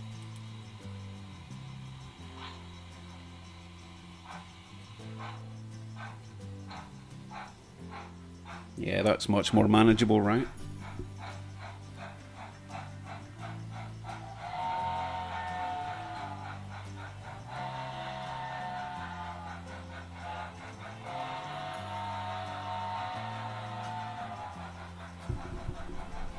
Yeah, Rebel, someone told me you can do that. You obviously need to hook it up to... Oh, goodness, I'm not sure what you hook it up to, but... Yeah, it's definitely possible that you can... Possibly if you have an Arduino or something, you can do that. Because you obviously have to get the information from your PC onto the chip somehow, and you can't really do that with this basic controller.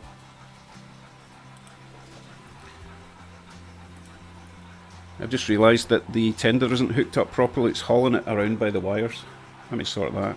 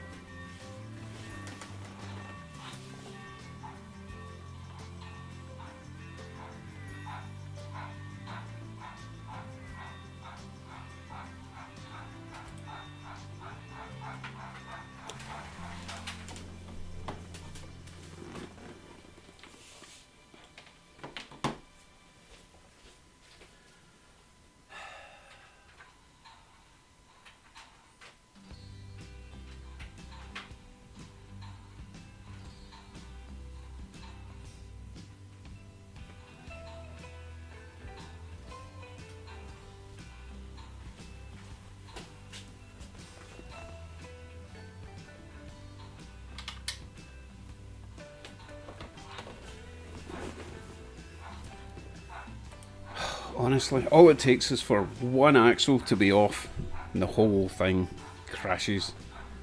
Steam trains, eh? What did I miss? Yes, stand down trees, just for Christmas.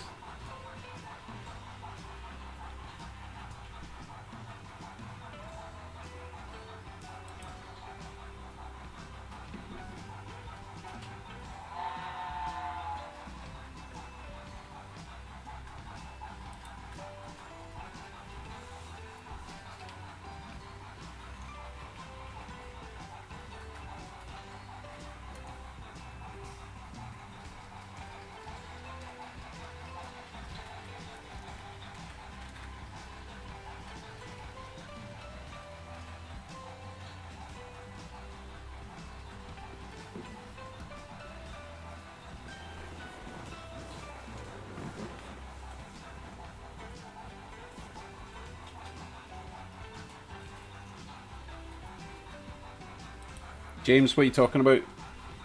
Dave, in about 2 weeks, road, you and I. What do you mean? Dave, in about 2 weeks. Is that a typo or did you mean to type that? In 2 weeks, road, you and I. Nah, you've lost me, James. But I do need to go and visit, James. I keep promising I'm going to print them off some jersey barrier things. Hey James, if I'm going to print you off some jersey barriers, do you want them painted or do you want them blank so that you can paint them yourself? I don't mind painting them, but I don't want to paint them if you've got a colour scheme in mind. But let me know. And also, I'll probably print off like many of them, bearing in mind, whatever I can fit on that, I can print off, and they're only like an inch long each, so I'll probably be able to print off about 100 or something. Don't think you'll need that many, but hey, don't know how much construction you're going to have in your layout.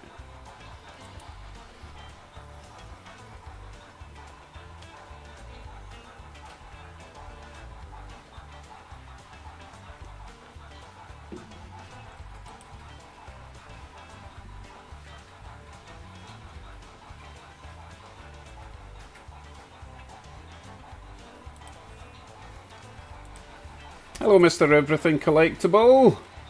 It's going good. We're just chilling out. We were playing with some whistles on that steam train with some CV values. That was fun. Only did about 6, but I don't have all night to waste playing with whistles.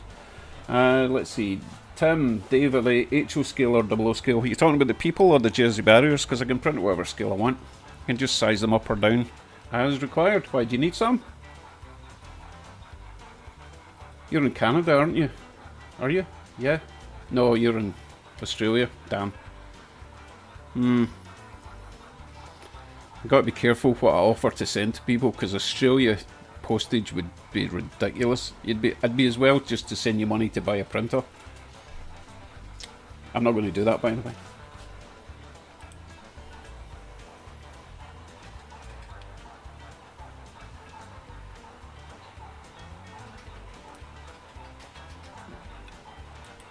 Hello, Robert Bellina. Happy holidays to you too. Just testing my 3 webcams on a USB hub and all work. Yay! Sidetracks, that was, sorry. Dundas, James, hello.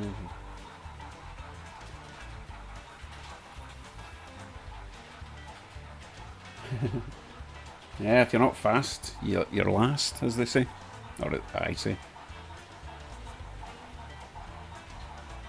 Yeah, I'm going to have to I'll let you watch trains while I read this chat, so you don't see my confused face. I think I need to give you a bit of horn action coming around here.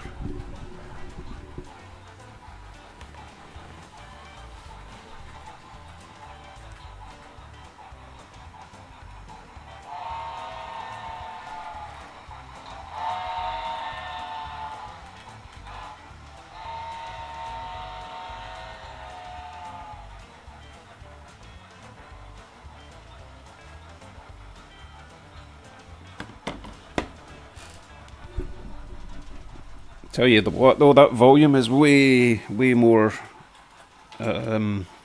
what's the word, acceptable. I just couldn't handle the loud chuffing noise all the time. I can still turn it off. I think it's function 5. Function 5. I can change the type of chuff that I get, and if I keep pressing it, it'll take away the chuff completely. Like that.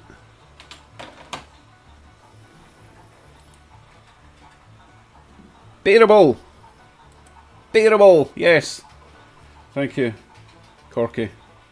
Sometimes you need people to give you words. Where's that train? Oh, there he is.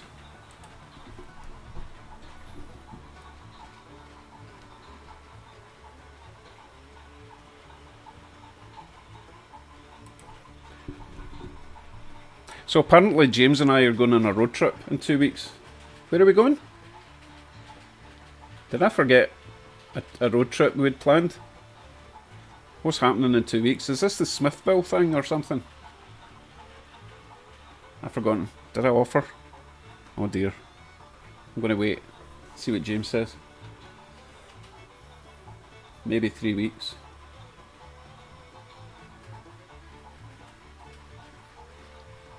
Tim says, I have printed several small things on my Enders 3 version 2 in very fine mode and they come out great. So is that a filament? I struggle to print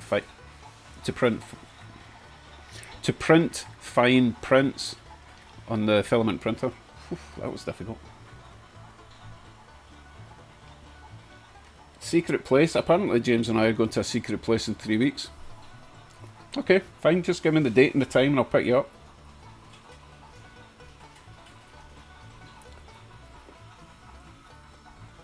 Something to do with trains. Okay. Adrian says, just get in the white van and eat the candy. That's fine, as long as there's candy involved. I'm good with that.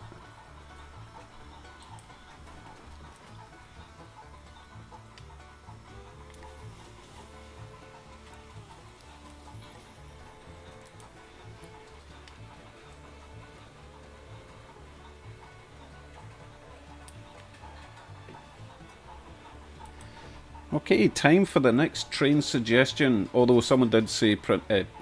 Now I've got printing in the brain. Run my shiniest train, which is going to be either my Delaware and Hudson or the Santa Fe. They're all quite shiny. Yeah, I think they're the shiniest trains I've got.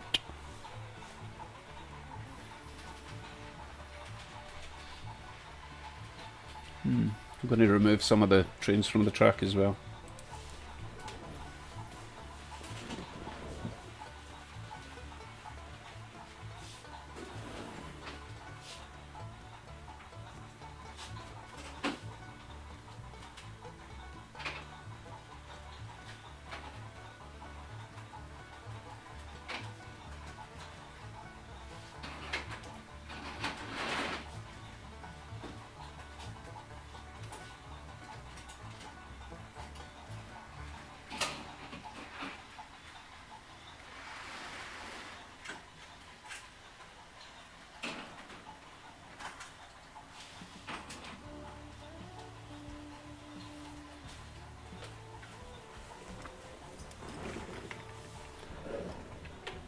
Okay, for those of you who were not here at the start or early on in the stream. Oh, sorry about the ads. What can I say? I have no control. Yeah. You probably know I've been desperate to get a PA1 Rio Grande. And this morning I woke up to the news that I was the winning bidder on not one, but two Rio Grande PA1s like this. Different road names, both powered, both brand new. P2K jobs. DC, but DCC ready, which is fine. Bargain price, trust me, it was well worth it. Even if I have to buy DC sound decoder, way cheaper than the $500 or $600 they want for a new one from those pesky Rapido chaps. So extremely happy, and they've been shipped already, so that's the news. I will soon finally have my Rio Grande PA1 and I can stop whinging about not having one. Okay, that's the news. Train. Yeah, I'm going to put this one on. Let's see, let's put it on this.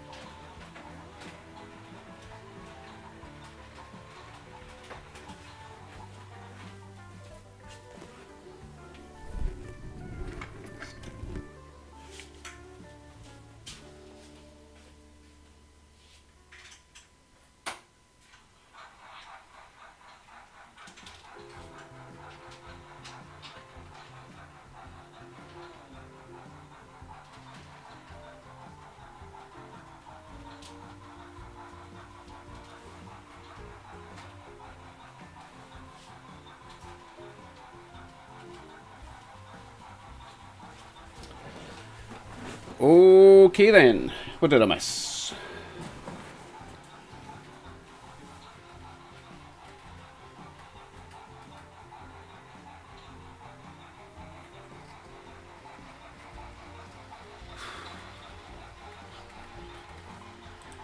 Oh my goodness, so much to read.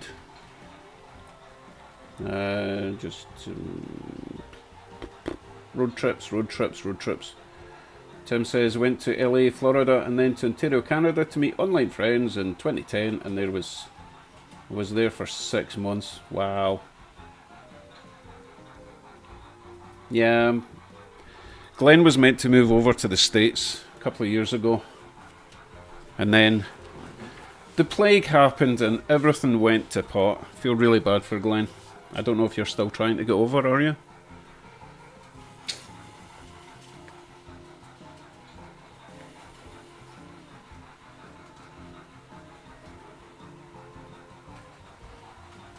Right, next train's coming along.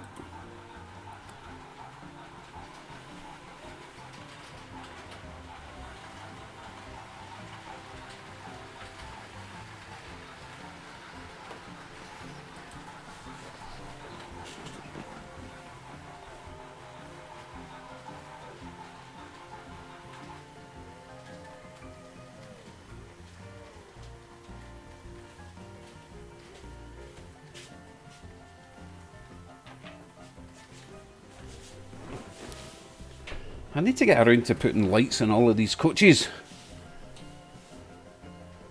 Look a bit unused at the moment, kind of a ghost train.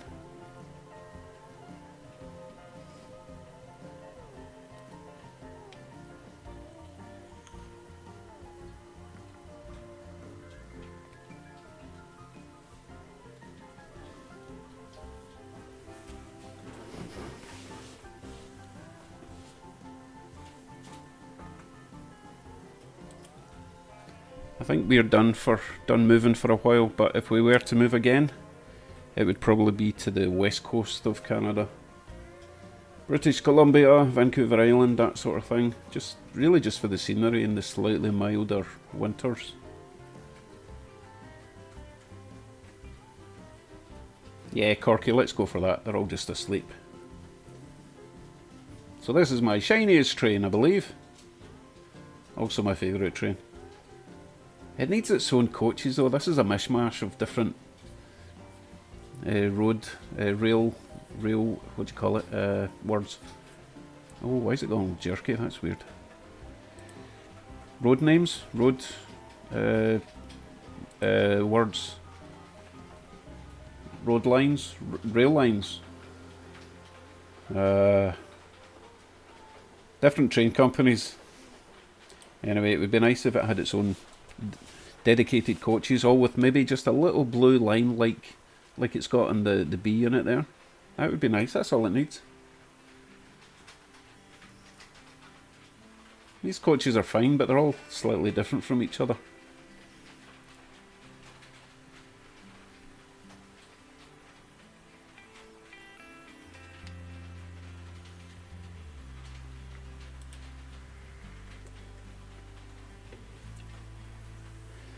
Capacitors, yes, I'm going to be looking into the whole capacitors and stay alive things and everything this year. It's just one thing at a time, you know. There's a lot of electricity I need to learn how to do this year.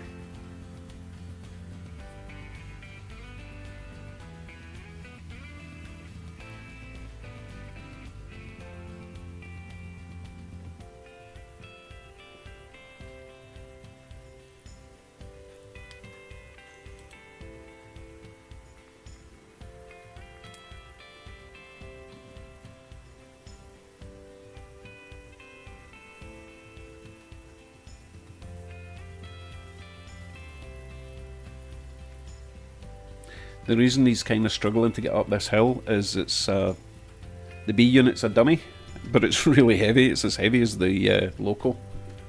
I don't mind. It's more realistic. Trains will slow down going up a hill, right?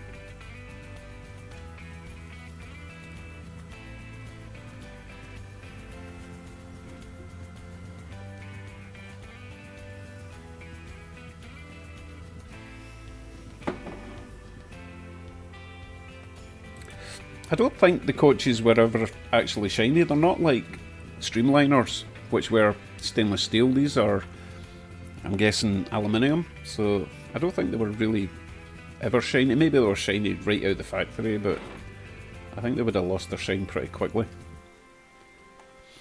Might look a wee bit plasticky if they were chrome anyway. Could be wrong, let me know.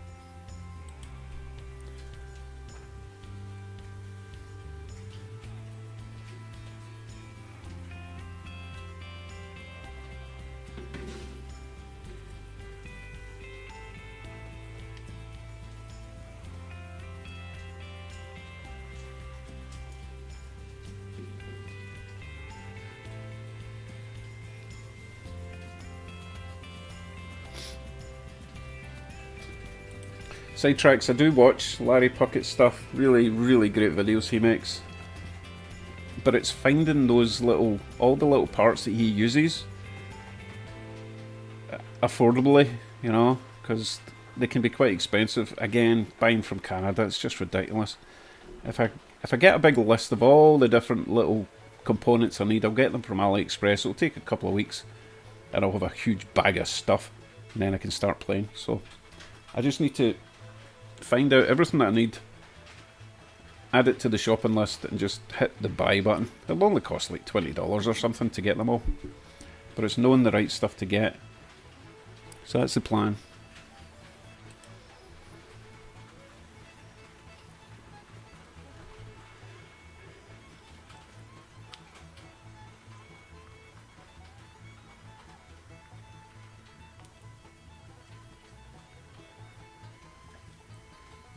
I really wish this camera had a better close-up focus, but it's not adjustable, unfortunately. It's just a cheapie. $25 or something. Does the job.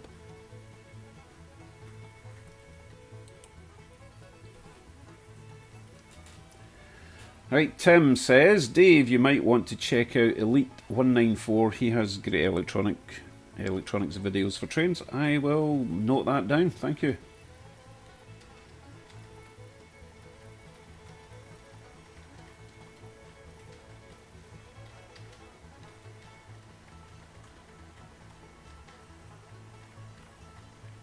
Yeah, Sidetracks, you're right. It's so much cheaper if you've got the time. You know, if you can wait a couple of weeks, 2 or 3 weeks, and you've got tons of the stuff.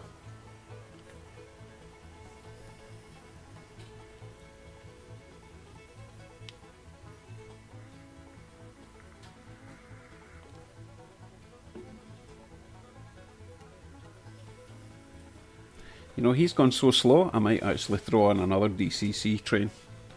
Yeah, why not? Let's do that.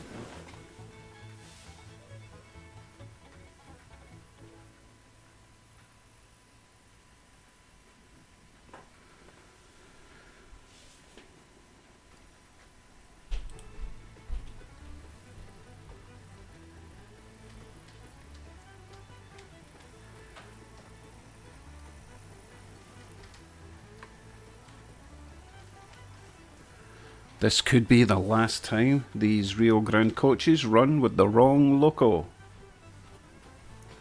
Hopefully.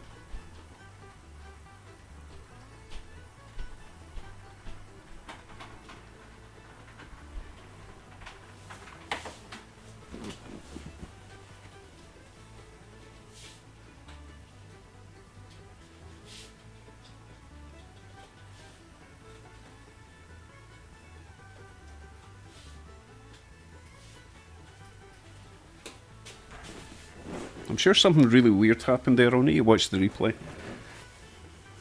It sort of derailed and then corrected itself.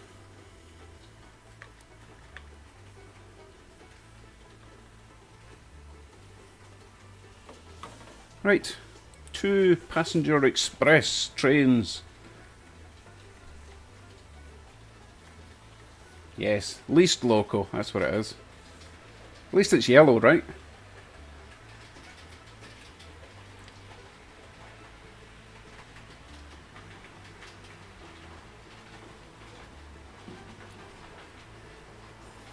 Yes, what an awesome train crew I have. Still don't know what happened there, that was weird. Something definitely derailed and then suddenly it wasn't derailed. That never happens. I'm watching. No, I think we're good.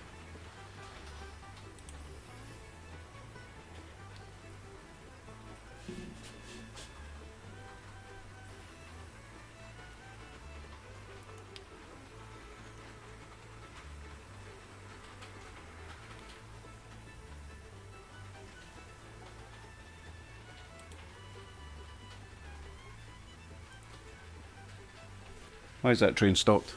Come on.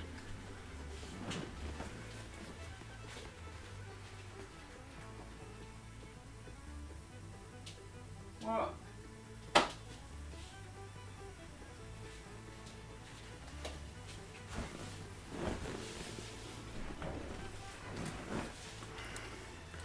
I think I need to give my track a right good clean. I think that's the problem.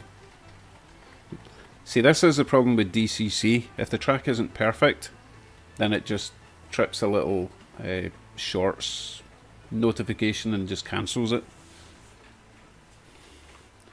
Whereas a DC, it'll just keep running and then find the next bit of properly connected track, right? As long as it's got some weight and momentum.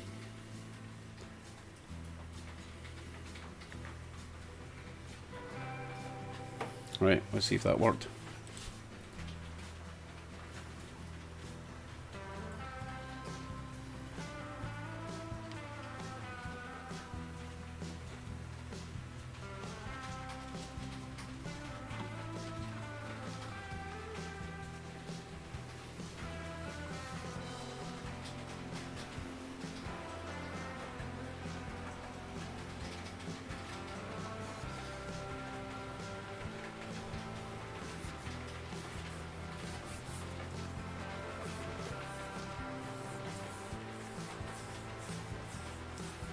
No runaway trains, please. Tell you what, I really need to fix the yellow coaches. Well, the last yellow coach, the observation coach, is just still a bit wobbly. I need to put some weight in him. I'll add that to the list of chores to do. Yes, spider funerals. Yes. Are you talking about the runaway train from Unstoppable or runaway train from... I think there was a film called Runaway Train. I do love Unstoppable. I think it's a great film. I know it's not very realistic, but I like it.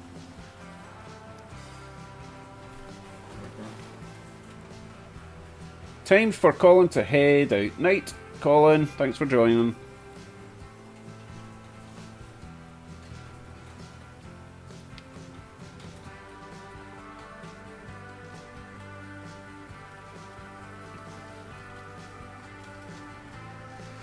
Do I regret having inclines?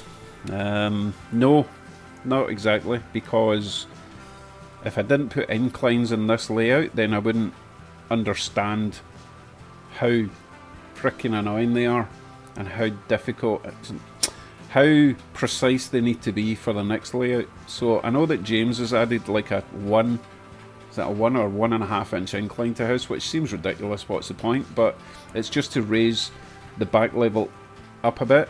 Where are we? That one. Oh my goodness, I can't do this. That one. So he's got like 2 or 3 tracks, and then the one at the back is raised by 1 inch, just to highlight it a little bit. It's a great idea actually. But without doing all the inclines in this layout, I would never have learned how important the transitions are. So no, I don't regret that. It's all a learning experience, right?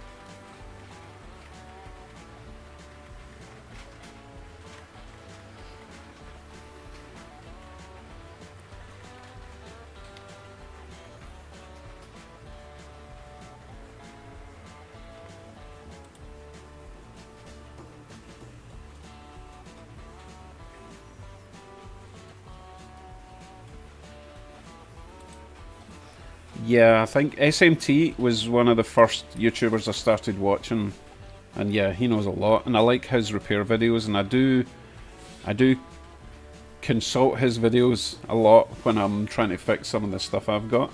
A lot of the time I'm just making up as I go along, and it's generally been cheapy stuff that I've been working on, so I don't mind taking it apart, but sometimes you have to consult other people's videos just so you don't make a complete fool of yourself. And oh my goodness, Harrison has done so many videos and so many trains, and yeah, he's pretty young compared to us old fuddy duddies, eh? So good on him, and he's doing really well, over 100,000 subscribers. So, but what I've noticed, if I've gone on his live stream, completely different audience, a lot of younger blokes, which is fine, because you know, if he's attracting younger people into the hobby, good for him, right?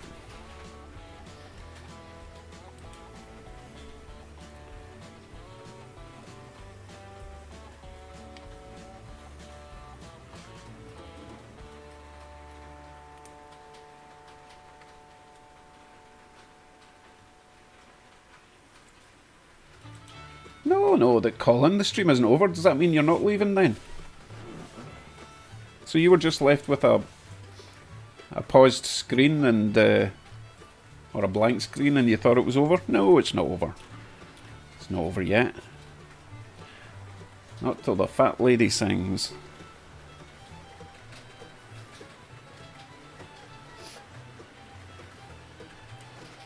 So Aussie Frenchman was thinking of 2 loops, lower and upper one, keep them separate.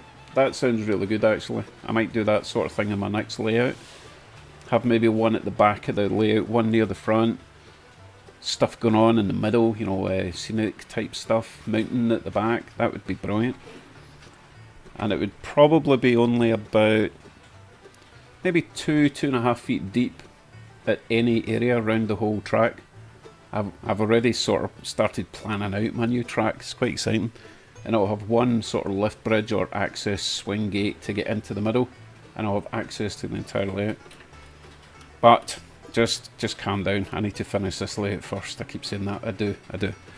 So this coming year is going to be mostly layout stuff, less fixing train stuff. Wait, what's this? Oh, he's doing a Christmas giveaway, is he?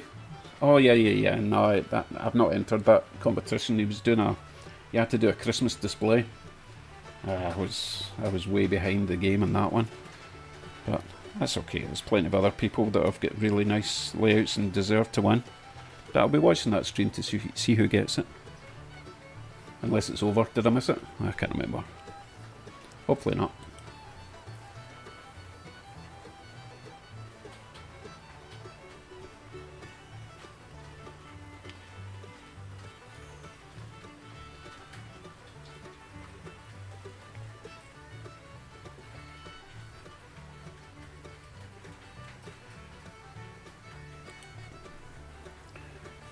Did I see the Wibbly Wobbly Train Company? No, I did not.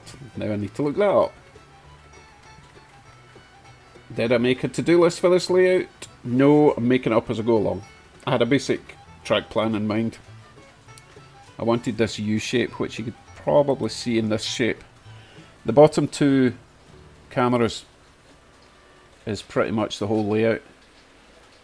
I just wanted to be able to get access to the entire layout without having to duck under.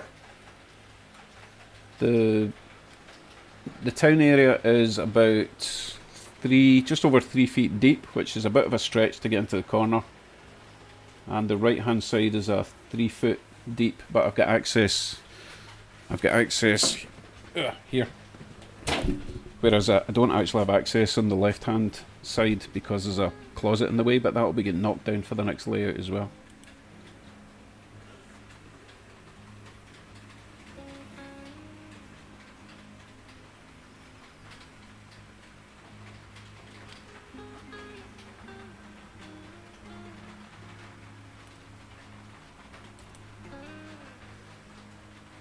Did you hear I was doing a layout? Are you joking? You know I'm Scottish, right? I would love to do a giveaway, but the postage is a nightmare. Absolute nightmare. I know that sounds really cheap, but when you're talking... Right, here's a for instance, okay? On my other channel, my Hot Rod channel, I had offered a pair of emergency brake cables for an old Chevy truck to a guy up in... He was still in Ontario, but you know, it was about 100 miles away north of me. I says, yeah, you can have them, no problem at all, send me your address. So I got his address, went to Canada Post. $88 to send 2 brake cables to the same province in Canada. It's disgraceful, it's really bad. If I was going to do a giveaway, it would probably be like a gift card or something like that. Somewhere that you could either get something online or a gift card for a hobby shop local to you, wherever you are in the world. And then all I'll have to contend with is the exchange rate, you know. Because it's just ludicrous what they charge here. In the UK, postage wasn't nearly as bad as this. Although it might be different now. Not been there in a while. Well, I was there 2 weeks ago, but I've not lived in the UK for 10 years. So I don't know what prices are like for that. I think I need to speed up the Hudson.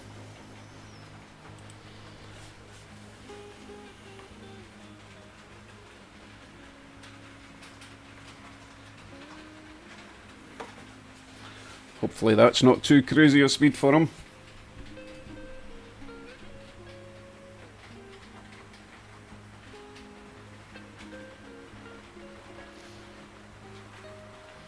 Right, Sidetrack says, yeah, I've heard about this flat rate $20 to $30 box thing. They must have ripped me off then when I sent those things. It was a couple of years ago now.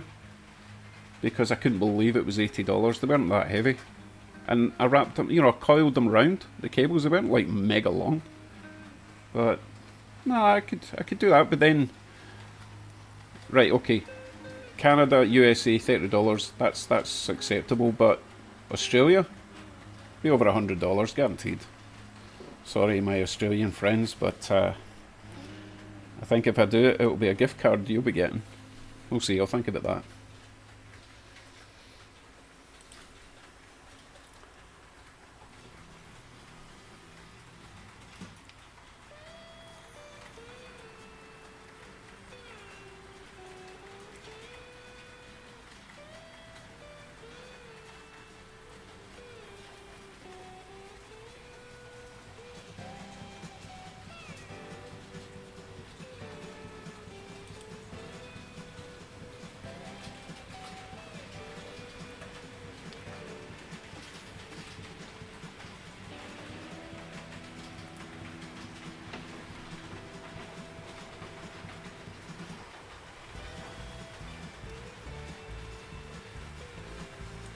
Goodness, you're shaming me into doing a giveaway now. I suppose I could, but within reason. Thing is, what would I give away? I mean, all my stuff's my stuff, right? To be fair, I did take some stuff over to Brian in Scotland when I visited, but that was free postage because it fitted in my suitcase. I don't know, what sort of thing would I give away? I suppose I could do a 3D printed thing. I could easily do like a pack of people. They're pretty good. Yeah, and I could do like HO scale, 00 scale, O scale, and the winner just gets to choose. I think we've got a plan here, because that wouldn't cost too much to post out, right? I'm not going to paint them though, you can do that yourself. Let me know if you think that's a good idea. A whole sheet of 200 people for your layout. Would that be reasonable?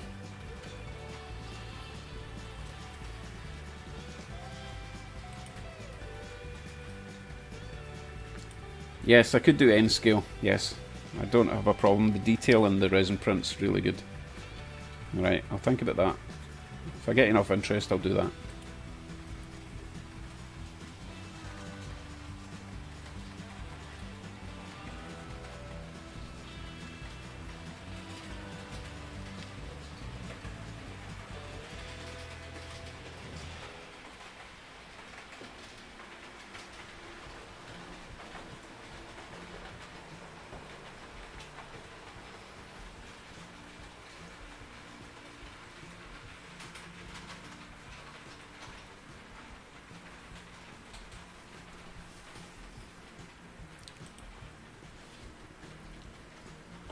I'm feeling the need for chocolate. Oh dear.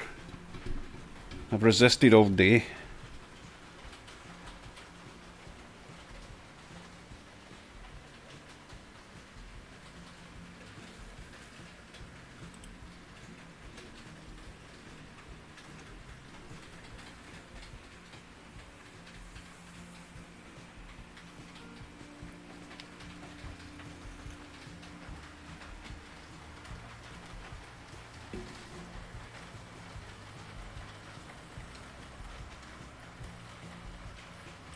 I think it's time for another train. Let's see what we do this time. Keeping it easy breezy, lemon squeezy. What will we put on? I don't want to have to dig out all my freight. Passenger cars are easy because one passenger car is as long as 3 goods wagons. Let's see. Although I do have those nice little ore cars, I could throw them on with the Atlas that Steve sent me. Yeah, I'll maybe do that. We'll take off the Hudson.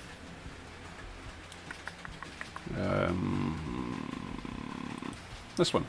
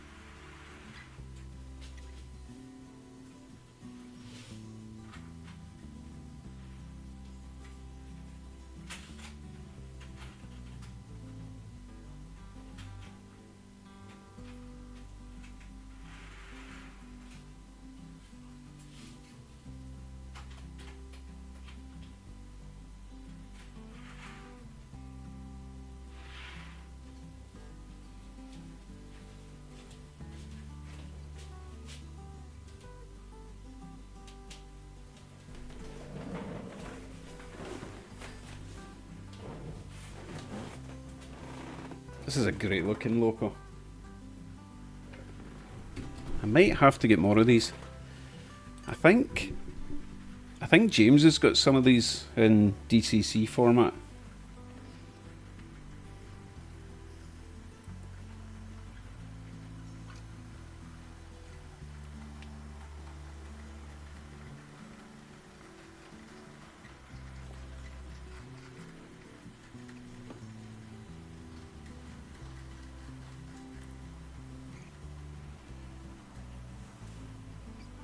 Right, we have a question from Tim. While I have everyone here, does anyone know how to get the body off a Fleischmann HOBR 80060? Can't find how to get the body off to service it, and I can't find anything online. I will need to look that up. I tell you what, I've got a friend in Scotland who does a lot of reviews on random locos, mostly British European stuff. Locomotion Motion. And he's only got a tiny bit of bendy track. He doesn't have a whole layout, but he does really nice reviews. And every review he does, he takes off the body to have a look at the mechanics. So have a look at that, Locomotion Motion. And look at his videos, and they might have something like that. Or at least something made by the same company that might help you. Worth a shot.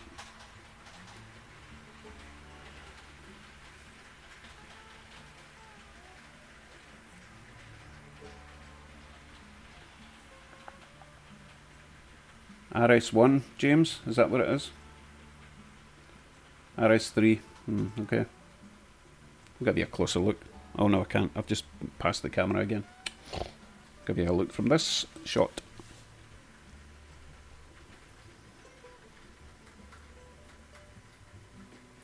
Oh, night James. Thanks for dropping by, and I look forward to our mystery road trip. I'll get you on Facebook, find out what that's all about.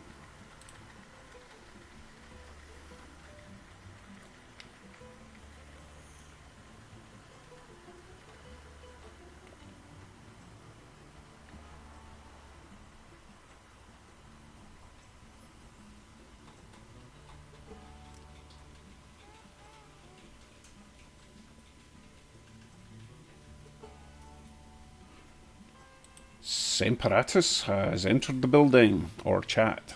Hi Dave, how you doing? We're here again. A bit more chilled this time. I'm not running 71 trains.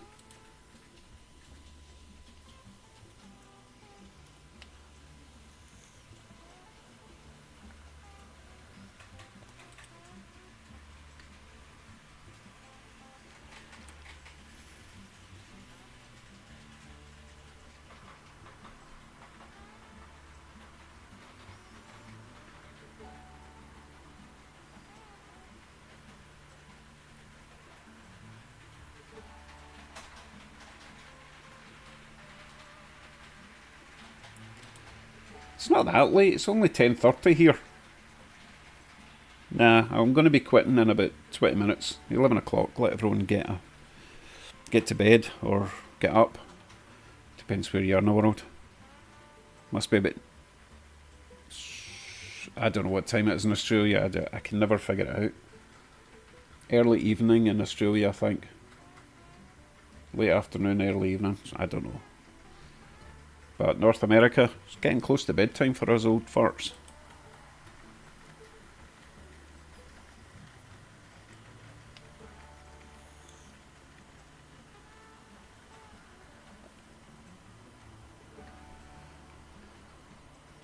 Oh, I stand corrected, it's only coming up for 3 PM in Aussie land.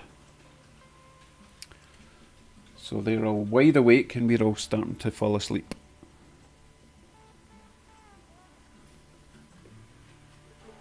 I'll do one more train after this, if anyone's got anything they desperately have to see. But it's only going to be something easy, right? I'm not digging through that cupboard. See that cupboard there? With all the boxes? I'm not going back in there. That's too much like hard work.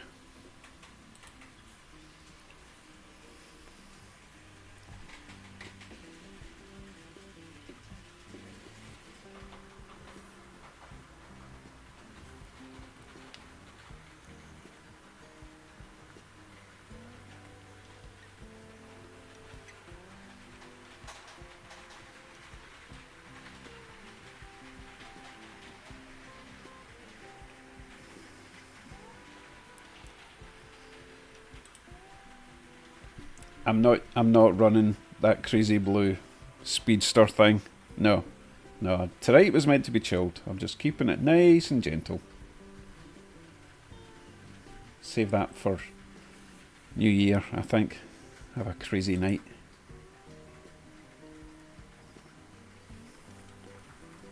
I don't know what a Bachmann Trackster is, Adrian, sorry.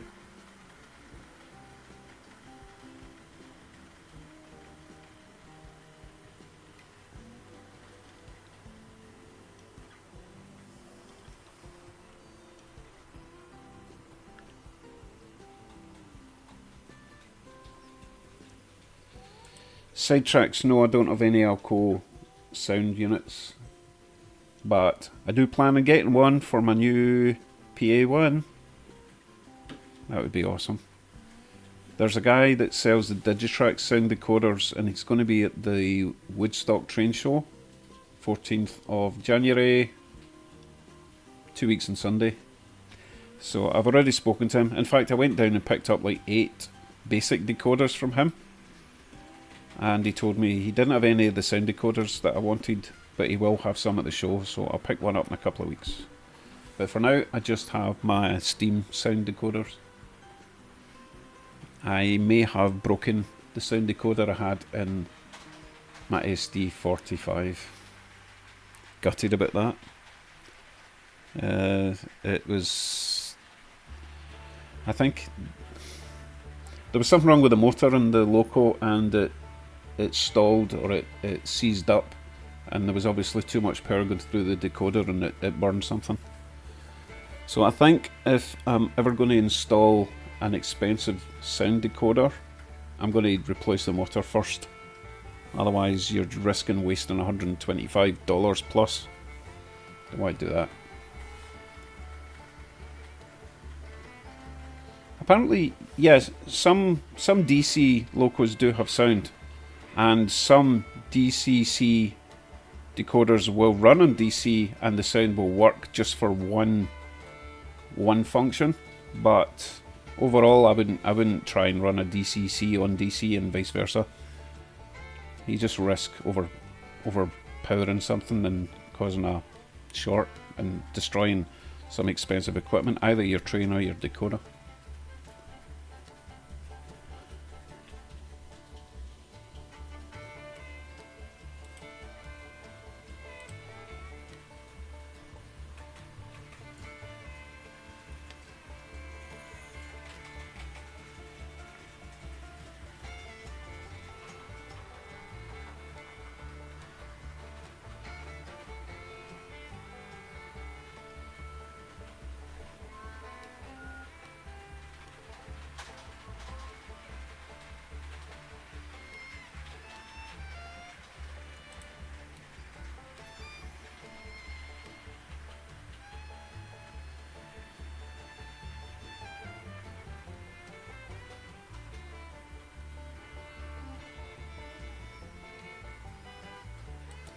Adrian says, Trackster's the slot car answer to HO scale that failed. Oh, he's asking, where Trackster's the slot car answer to HO scale that failed?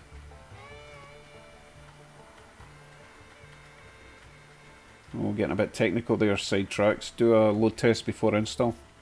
It's a stall current test. Don't know how to do that. Right, one more train. I think I'll choose it. I know what I'm going to put on. Not everyone's favourite, but it's one of my favourites.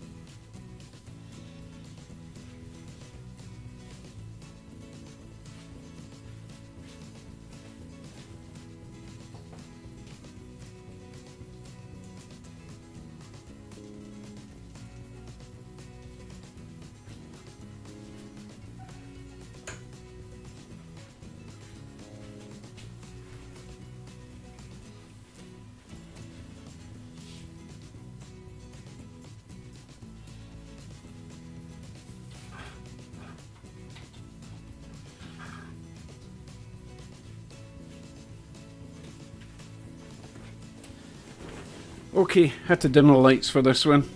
Last train of the night. Let me read the chat before I proceed. Well, you wouldn't think that all my lights were off except for one light.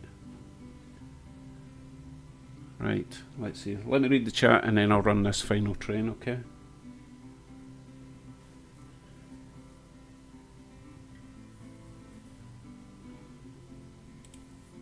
Oh goodness, look, I'm in pitch blackness here. There we go. Ooh, scary. Right. Okay, all technical. Put your loco in DC track, set to full power, add a meter to the circuit to see the amps, press the loco down to stall the wheels and see the current draw. Any more than 2 amps, you're in trouble. Okay.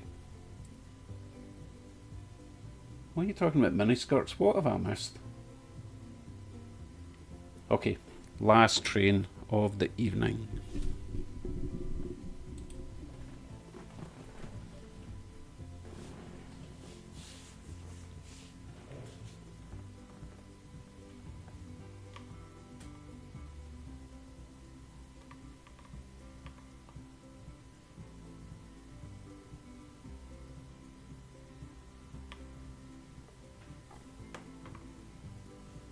And I've turned the lights down so we can take full advantage of my custom coaches with their pink lights. They're not actually pink lights, they're blue lights, but the interior is kind of purple.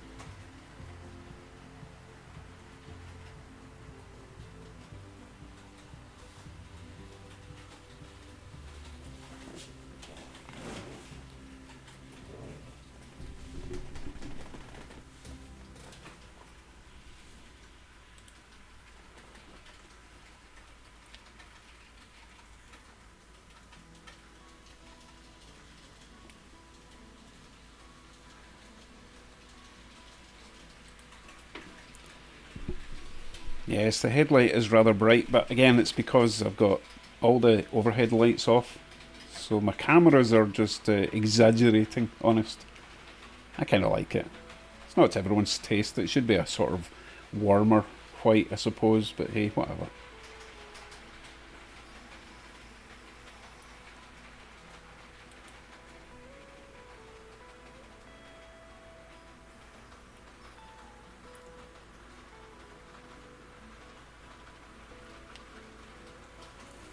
It does look rather bright there, I have to admit, yes.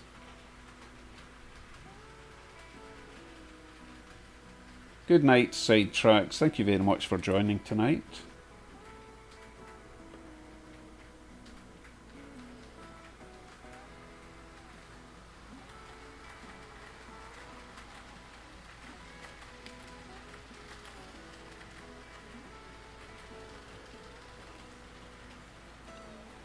Really need a flashing rear light in the back carriage, don't I? Although I need to get an observation car to finish that one off.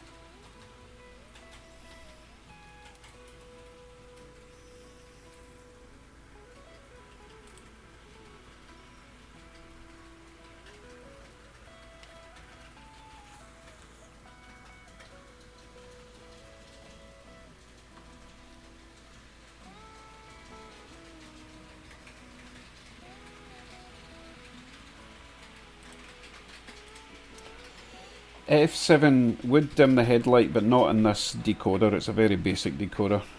Basically, the light's on or off. I can try it, but I don't think it'll make a difference with the Digitrax 126 thingamajig. Let's give it a shot. Function 7. I'll wait till it's pointing straight at us, shall we?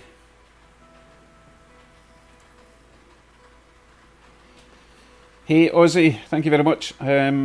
Sorry, I'm just pressing F7. It's making no difference whatsoever, so I guess it doesn't work.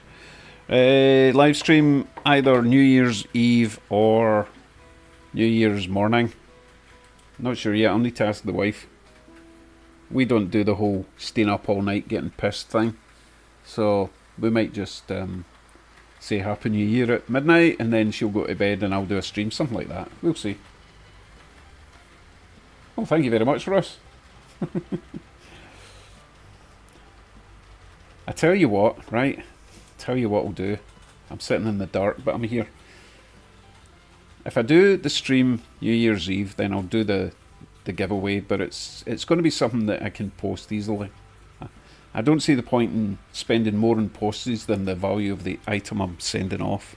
So let me think about that. I've got about 4 days to sort that out. And I will see you on New Year's Eve or New Year's morning. But I'll decide tomorrow when I'm doing it and I'll post a notification so that you don't miss it, people.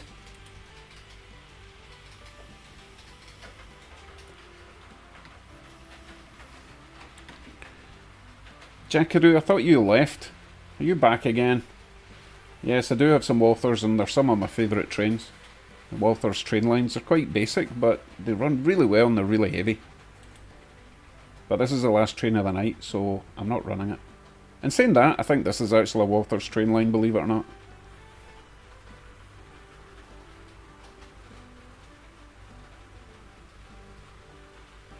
Yeah, Corky's right, yep. And yes, Tim, it will be the next day for you guys, I'm sorry.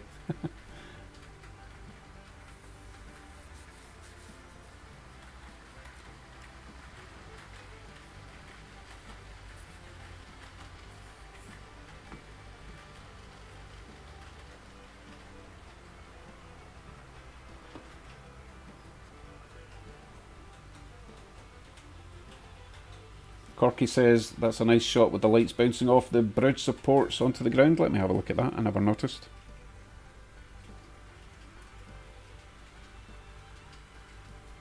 Or maybe it wasn't this angle. Yeah, it could be. Yeah, that's quite nice.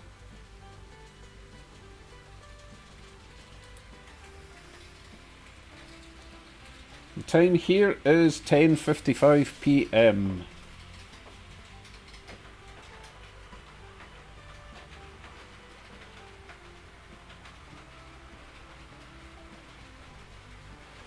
Yes, water. I wonder if I should make that one of my priorities for the next projects. Although I do have to get this moving car system sorted. Been teasing you with that for months now.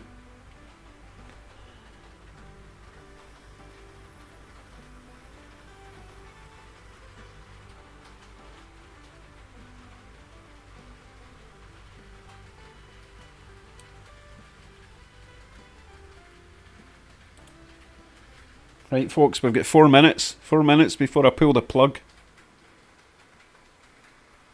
Well, that first coach looks like it's about to fall off the track. Look at it. What's going on there? Everyone, passengers, please move to the left of the coach. I obviously have a body mount issue there. Certainly not a G-force issue.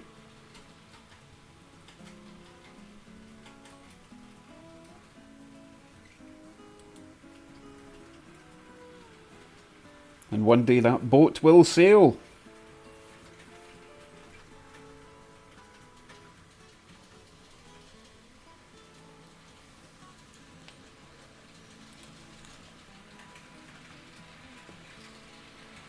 That's the angle you were talking about with the light coming down the bridge, isn't it? Yeah, that was quite cool. I've got so many LEDs to install in the town. And the whole layout, I've got LEDs ready to go.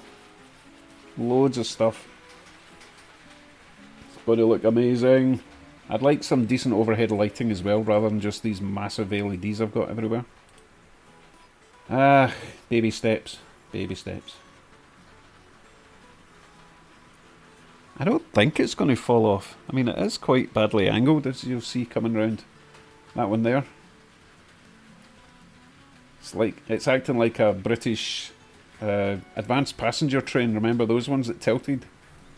But it's only tilting in one direction. 2 minutes, guys, 2 minutes. So say your farewells. Oh, I'm really worried for those passengers, though. They must be feeling a wee bit concerned.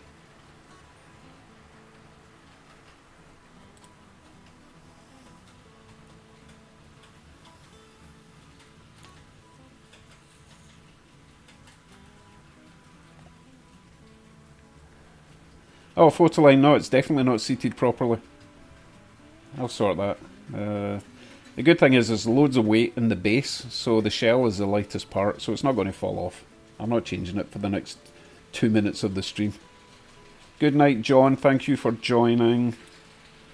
Everyone else is hanging about, waiting for me to switch off. You hang up. No, you hang up. That old dilemma.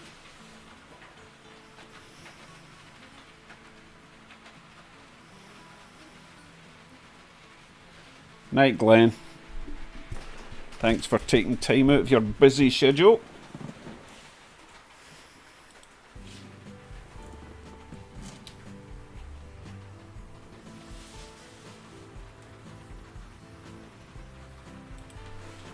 We're into the final minute of the stream. The final minute. And thank you, Corky. Thank you very much. There wouldn't be any point having a stream without people like yourself. You'll love this little thing. So much detail in this. Anyway. It is time. Time is up. Everyone bugger off. Go to bed. Or go to work, or whatever you're going to do for the day. But I am going to go and spend the next couple of hours with my wife watching telly. Thank you, Tim. Good night, Dave. Good night, Adrian. And I appreciate you too.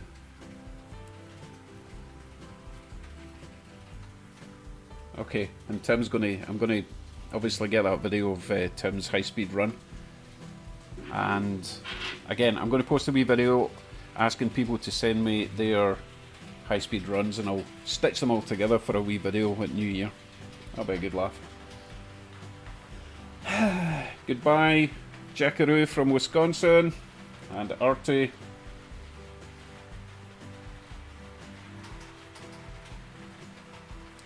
Artie's changing the subject already, talking about a large lady trying to get on a plane. Yeah, I've seen that. It's ridiculous, she needs 2 seats. Anyway, that's a whole other subject. I'm not fat shaming or anything, but people... No, I'm not going to go there. I'm not going there. No, that's it. Stream is over. Go to bed. I feel bad switching off when there's 22 people watching, but, you know, I'm sure you've got lives.